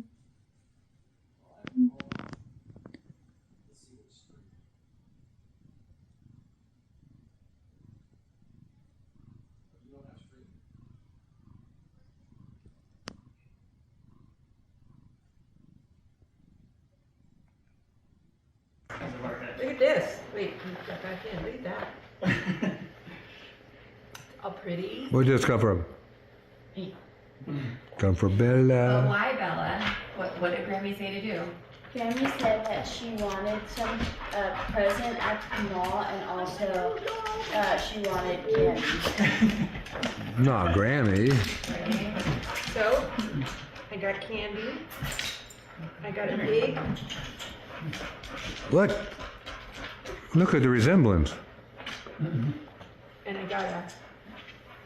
Oh, that's Bella's resemblance. It's a pom pal. You have a name? I figured he'd go with TP. Oh yeah, go. It's the Sunny Lab. Sunny Lab. Sunny is a honest dog. Not an honest dog. He is a honest dog. Honey. He's an honest dog companion full of love. He's eco-friendly. Did you throw him away? Heck yeah, Marketing. right? Cool. Oh, wait, this one. So I got Bordeaux. Violet, Bordeaux is. So I got egg Bordeaux and other egg Bordeaux and Not Bordeaux. another box of allergen information. Oh, chocolate covered cherries, light and dark. Oh, Bella looks hungry. You know, didn't know which ones you'd want. before noon, afternoon. Times are assigned to dark chocolate so that you don't stay awake half the night. So what did you buy? Thank you. What? I got a Hello Kitty wearing Care Bear skin. Oh. How fun is that? What did Joshy get? Lunch and boba. He doesn't like boba, actually. No. I know tea. He likes the milk tea, doesn't like the boba. I got boba. That's the stuff that pops, right? No. Yeah, it's like big old, it's like big gummy things. Oh, I like popping pearls. I like the pop. Whoa, oh, there we go. There, yeah. Happy birthday to you in a few days. Happy birthday to you. You're gonna be 13. Happy birthday, dear Rachel. I was 13 once. It was a really long time ago. Happy birthday to you. And Pop would say, cha cha cha. Look, it is wrapped. Oh. It is wrapped. It's a groceries. So dinner's not in the refrigerator. Like it. Oh yeah, it burst the bag too. I can't put the paper bag on the floor.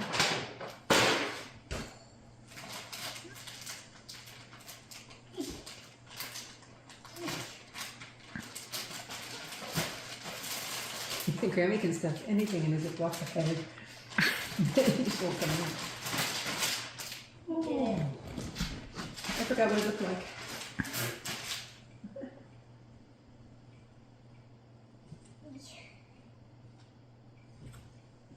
Well, because she already has her other birthday gift. It's in the car.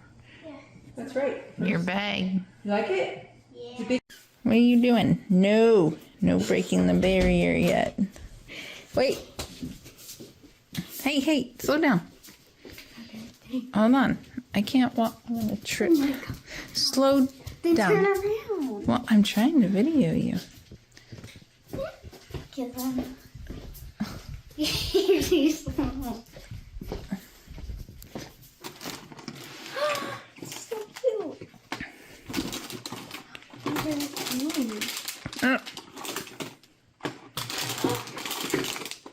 Yummy. What's these things? Oh my God! Oh my. 1, 6. 600.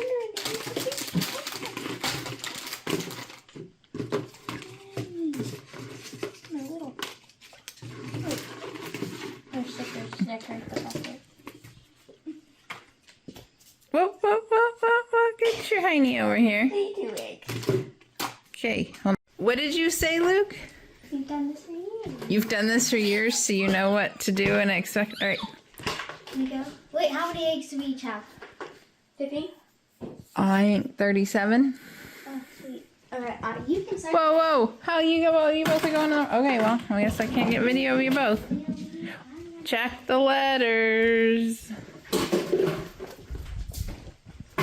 Kinder eggs. Get all that stuff right now. Amazing stuff. Oh, you gave you all that good stuff. I get you that. Guess these are blind unlike you.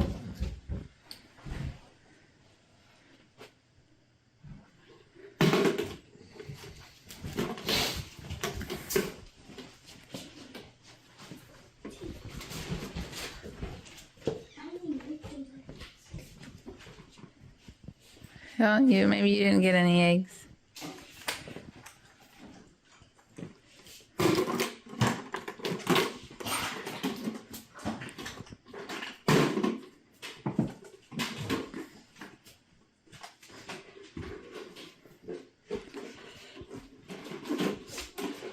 You want to try the drawers?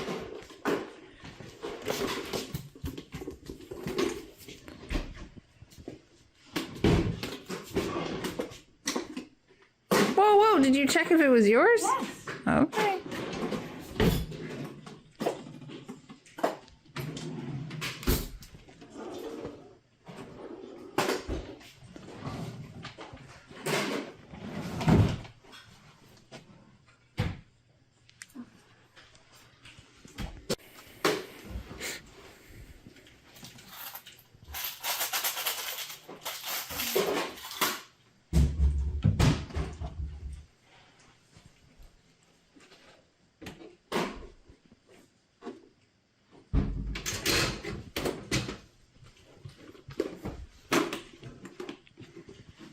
No telling your sister where you found the egg.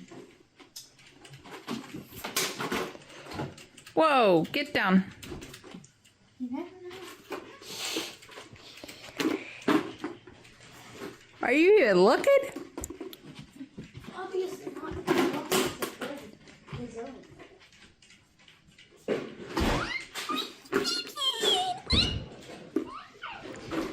There's none that way. Nope, not you. Your brother.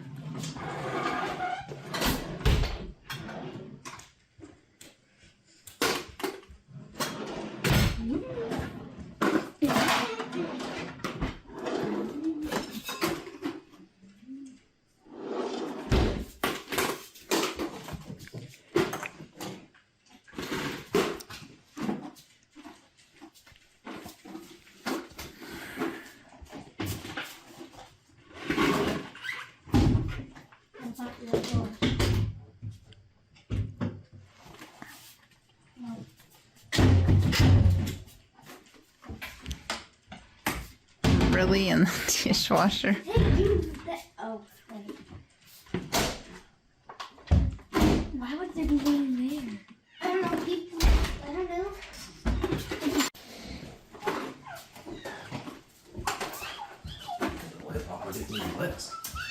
Okay.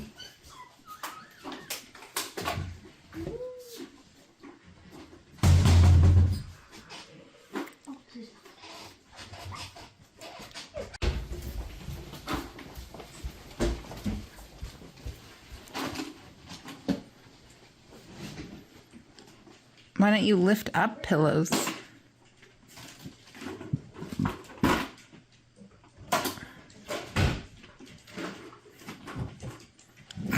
You just covered one by flinging the pillow. Oh, maybe you didn't. I thought you did. Hey, you did.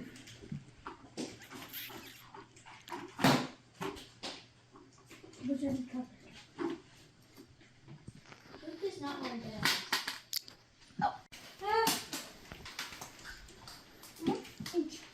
Oh, you just missed one by your foot.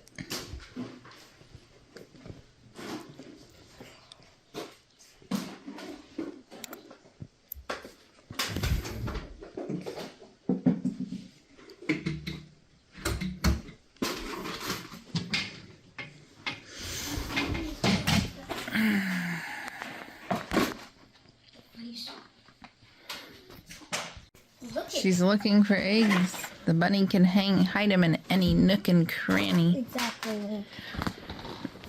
Oh, wow. Oh, was it hiding? Is it yours? Oh. Yeah. I just saw it down. I thought it was Luke's. Oh, wow. Why don't this one shake? Ooh, girl. Oh. Really? Right as he jumps on No, it? he was jumping onto it.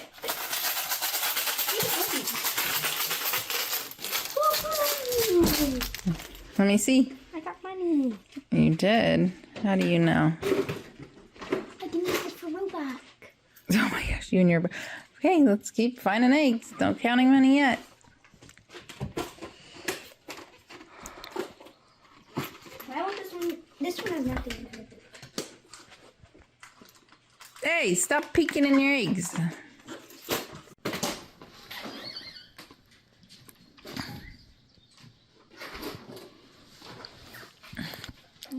Luke, have you ever checked in the couch?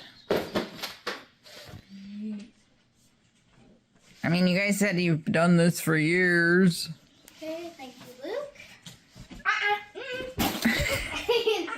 I found so many Mercedes walks by.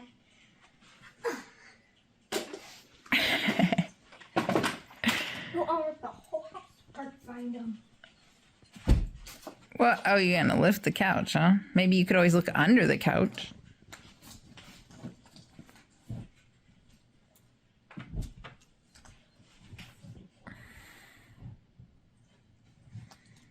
Nope. There's none under the couch? Well, we probably found all those. Oh, you already found those. I didn't look under the couch yet. Have you looked in the couch? Yeah. Outside the couch. Oh. You didn't look there. Wow. You cannot be talking, Luke. But you didn't look there, huh? I just did, so... Well, you did earlier when you were in here.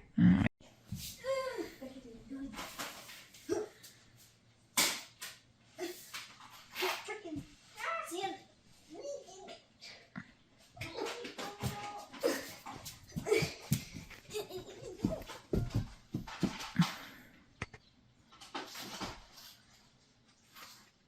Oh, darn it.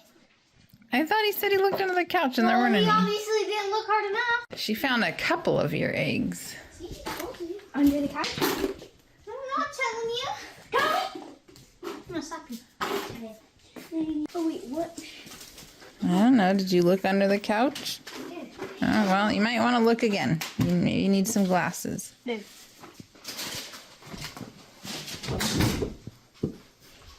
Ah, you found that one, huh?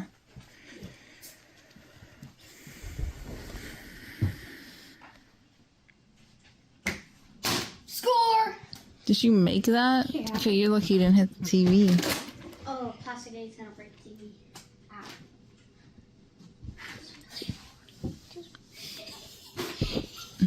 Stop laughing. Okay, bye.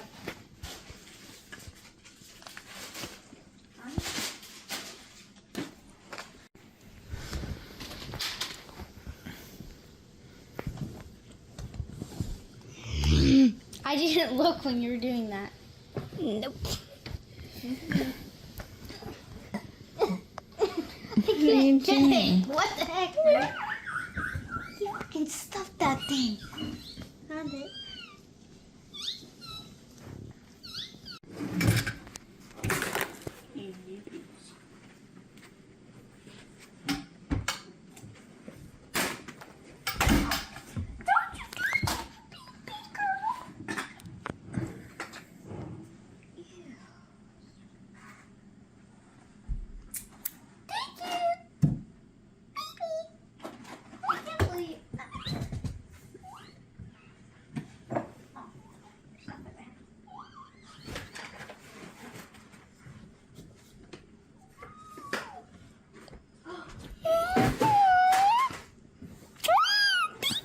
Did you look in?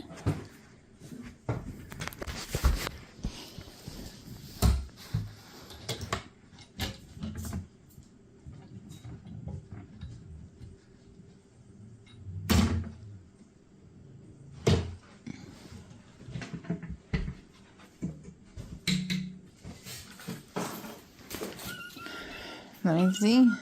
Oh, did you find your golden egg?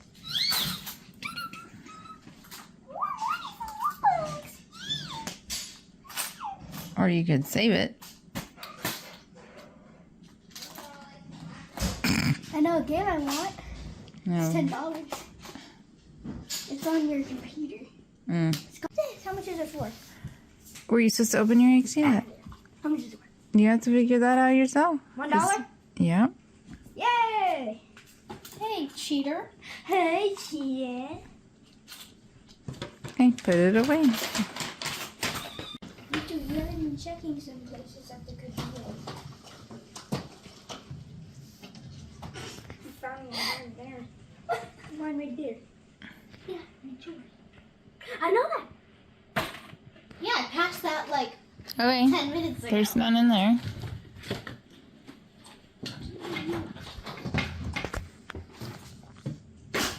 Find another one. Oh, looky. Look who passed this couple minutes ago. Wow. You cannot be hiding. There's still one in the, somewhere that you haven't found. I'm gonna bake There's it one up make now. you drop me. Oh, I found my golden egg. Oh, don't be too excited about finding your golden I egg. don't even know where my bag. Hey, close all the things. Oh, if I find her, that's what I did. Find the egg behind the TV.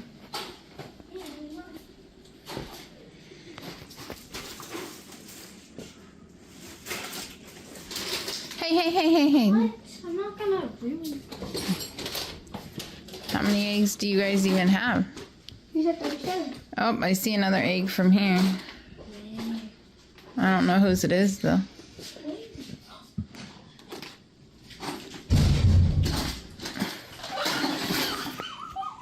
Oh, did you find another one? Wait, let me count. Count how many you have.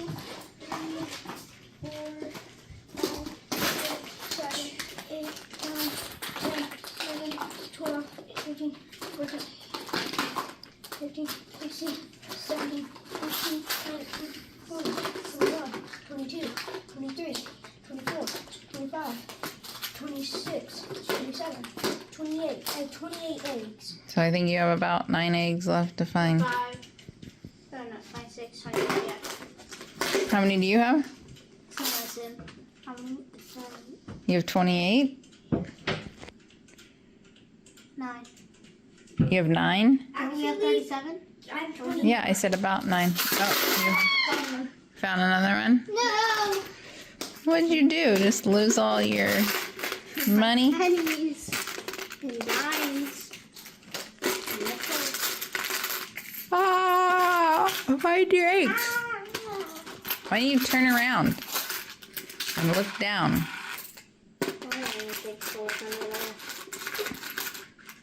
There's probably like 5 eggs over there. Oh, yeah, I see it. It's yours. I know. Now I'm 29. Roll it to her.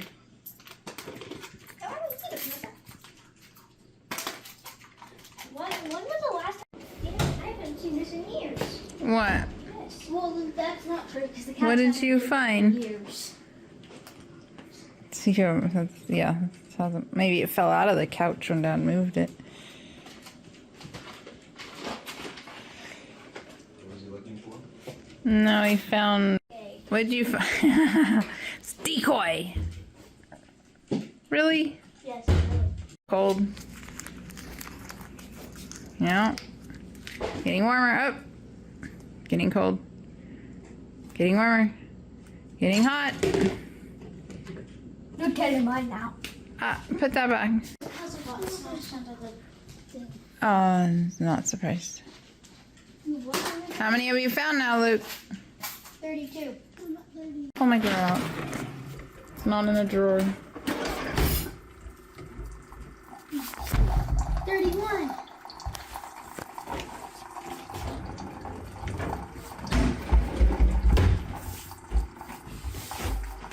Oh, found another one here. Man, you said your brother's bad at this. Oh, no. I've only missed like 2 and he's missed like 5. I wonder if he found that one. Actually, he did. What do you mean? Is that your egg or is that your brother's egg you just found? Yeah, keep going outside.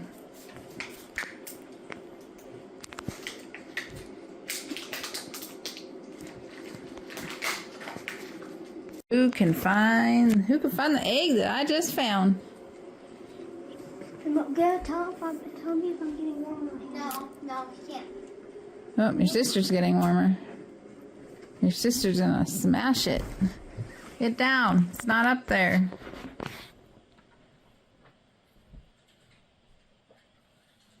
She cannot see the egg. Look in the cracks of the couch. Is it yours? She found it. Look in the cracks of the couch. There could be more. That's just one I happen to see. Yeah, I saw that one. Me too. Rachel. I saw that one multiple times. Well, you put the pennies in piles of 50 to make 50 cents. 1, 2, 3, 4, 5. Nothing in there. Did you find another one, or that was just one that fell out? Weren't in the basket. You're a big boy. What about opening the cupboard? Wrong cupboard.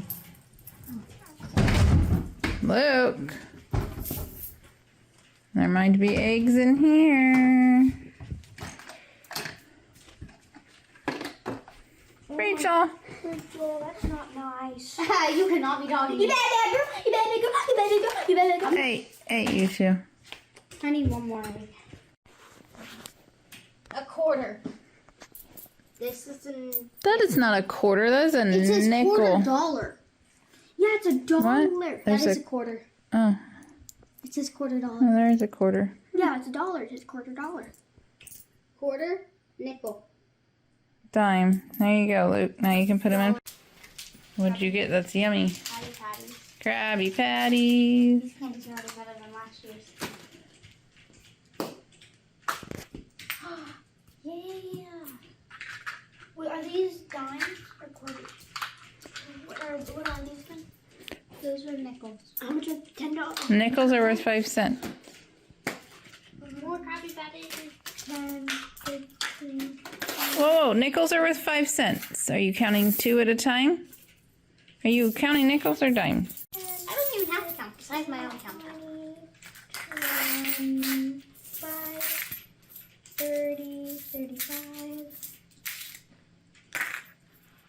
40, 45, 50, 55. No, you're definitely missing a money egg or big shiny egg. 10, 20, 30, 40, 50, crab, 60, chocolate, 80, 90, 100. Oh, so then I count. No, 120. stop, because you don't have enough of those now. 50, 60. I have Cadbury eggs. 90. Those are different ones.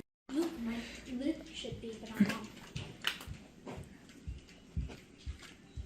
I'm doing like Go get my phone. Please.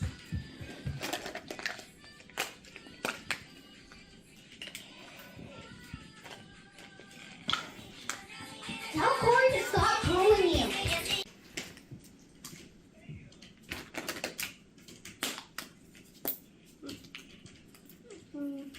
So you got it all I'm organized. gonna eat it Easter. John. Oh, you're gonna eat a Cadbury since somebody else already ate a Cadbury? Supposed to go to Rockland. Those are Kinder Eggs, Mom. Oh, Kinder Eggs, whatever. Kinder Eggs, Whopper Eggs, and Cadbury eggs. okay. They're 3 different things. I found your other egg.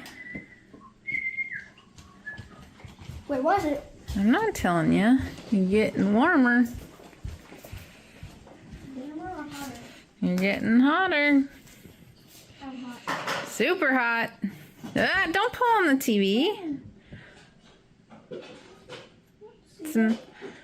Well, there's lots of places it could be hidden within this thing. Ah, cold. Whoop, whoop. Getting warmer. Whoop, getting hotter. Ah, cold. Cold. Cold. There, getting hot. Getting super hot. Ooh. Nah. Oh, super hot.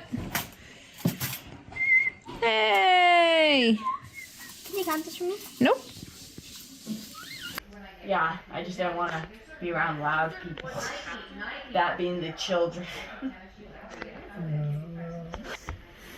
There's a lot of naturally. Yeah. Then this morning I did an egg hunt and then I got like little candies. Like one type of candy. They're called Kinder Bueno. And I haven't had them before. My dad tried one and he said they're pretty good because I didn't want to take my Invisalign out again. So I was like, okay, I'll try it later. And then I got some money. There you go. And then got like some dollar coins. And then I got like in the Easter basket. It was like a blue Easter basket. It had like 3 like little pillow stuffed animal things. They're called squishmallows. It was a bear, a slug, and then an octopus. Wow, the whole family. Yeah, and then there was a Lego set, and then there's like a little zipper pouch, some pens, a marker, and yeah, he's done. And then we leave on Thursday. Yes. Thursday, and we're probably gonna be there till like Sunday or Monday, probably Monday, because I'm pretty sure our flight is on Monday, because we're not sure if we have AM or PM wave on Sunday. Well, you'll find out when you get there. Yeah. Well, any of them. I'm going to school. I'm not doing anything at school this week. I have nothing at school. We don't have testing till like. School break. Huh? School break, wasn't it? Yeah, today's the last day of break. Right. And then. Okay, we're good. Thought my nose was bleeding there for a second. It does that.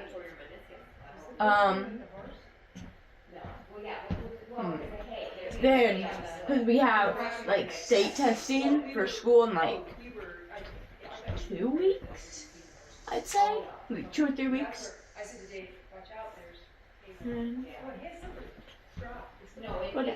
Let's see, what's on the calendar?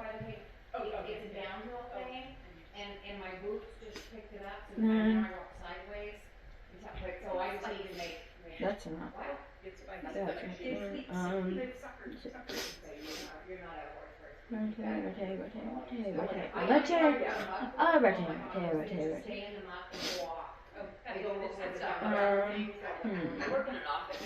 Oh, my tournament's coming up in May for school. My school tournament, which could be at either NU or Bear River. I'm really hoping it's at Bear River. Close by. Yeah, that's like way closer, better than when NU. And NU gym is kind of, I don't really like it. The big gym at Bear River is great. I love that gym. That gym is really nice to play in. The small gym is like super slick and there's no AC or heater in there. And it's just awful. You've got bleachers anyway.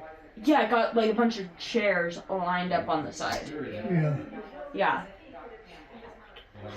It's so slick in there. Like, they need to sweep it more so it's not as slick. But, yeah. Man. Ooh, April.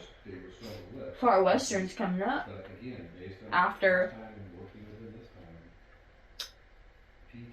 2 weeks after. 2 weeks after Washington is Reno.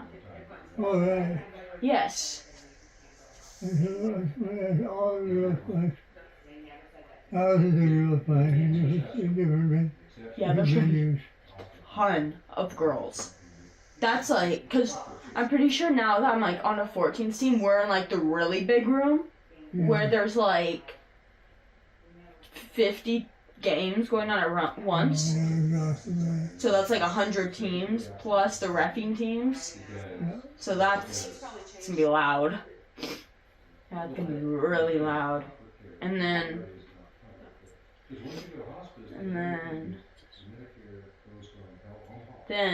so we have 3 tournaments including Washington. It's this weekend, well, next weekend. This weekend is today. But next weekend we have Washington, and then we have Far Westerns, which is Reno. Then we have Cal Expo again. I don't like Cal Expo. It's not fun. Because, like, the courts, where the reffing is, it's going this way. It's going, like, long ways. So with it, you have to, like, when you're doing book, you have to turn, write down what side it is, and then you get confused with, like, the subbing and stuff. And it's awful. Hanging out. Yeah, because the things hanging down, which get kind of annoying. Yeah, so it's like, just go that way. Yeah.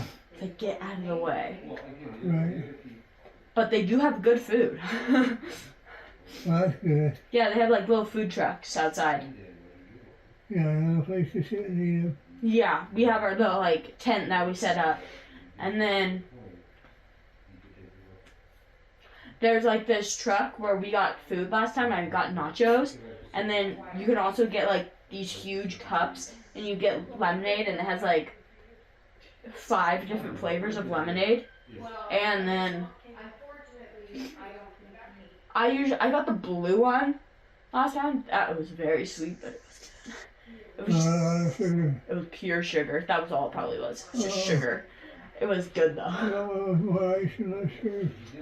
Yeah. But you're planning to have your sports show. You're burning off the sugar. Yeah, because I had it after we had like 2 or 3 games, I think, already at that point. So, yeah. Yeah, I needed the sugar. Then I just burned it off again. Then I had Nutella, which is chocolate spread. It's amazing. It's delicious. Because at home, we had like just like the normal jar of Nutella. And then instead of getting like the small packs that has like the little tiny breadsticks and then like a little pouch of Nutella, we just got the big Nutella thing. And my dad found breadsticks at the grocery store that were like this. And we just dipped them in there. Yeah, so we just had that. So we got more of everything. Yeah. That is really good. It is really good. It's like, it's just hazelnut spread with like cocoa powder and sugar.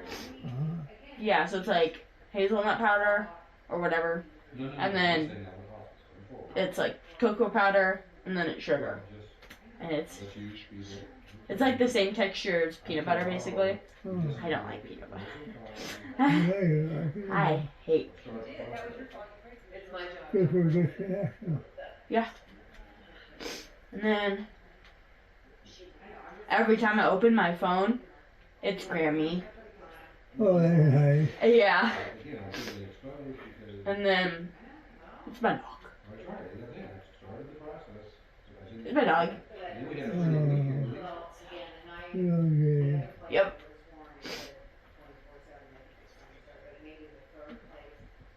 And then my dad got me this cup. It's like with Stitch on it, and it says no more caffeine for you, and then Stitch being mad because I love coffee. And it's just like, it's like that. No more caffeine for you. Yeah. Well, Stitch is right. Yeah. You don't need too much caffeine at your age. That's the only thing I really have with caffeine is coffee. But I have decaf coffee. That's my grandma had me decaf. Yeah, that's what I drink. That's okay. Yeah, that's what I make for myself, and then my dad has his own, which is caffeinated. Yeah. Yeah. And then, what else? Looking for good pictures. Oh, this is my cat when Grammy was at my house to pick me up a couple weeks ago. She's just lying next to Grammy. You haven't seen Yeah. She's annoying.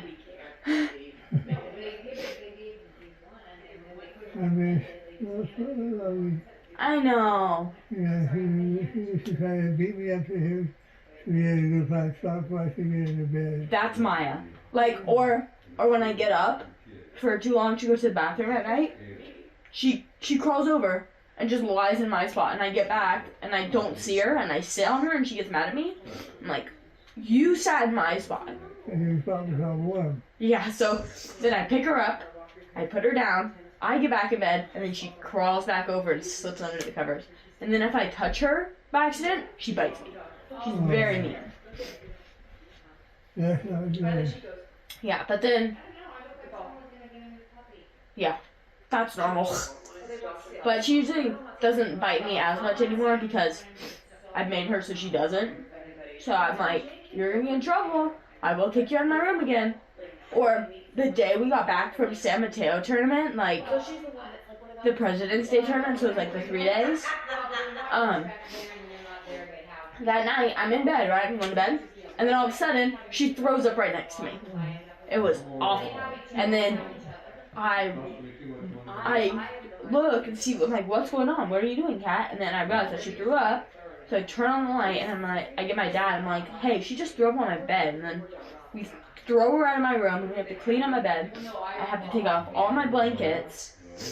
So then we had to get some from the couch. And then fix that, but she wasn't allowed to sleep in my room for a week, and every night she'd come to my door, just pawing and meowing at me. It's like, I'm like, no, I don't trust you. Yeah, it's like, shh, go away. Then after like 10 minutes, she goes to bug my mom, so that's fine.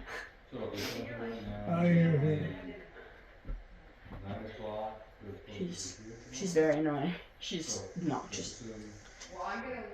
Then when you don't feed her, she just meow, just bugging you, just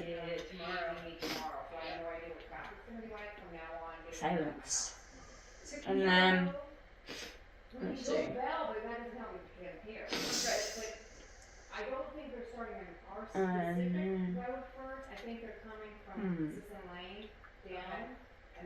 want to find something else to talk about. It's like everything that's been going on. Okay. Yeah. It's like, there's always more. There's gonna be more. There's volleyball. There's always volleyball. That's every. Yeah. It's always volleyball. Will you come and see me anytime? I will. I'll be down here on Tuesday and maybe Wednesday. Probably Wednesday. So Tuesday and Wednesday I'll be down here. Great. So yeah, it's good. I don't know what's going on with that. Probably volleyball. I don't know.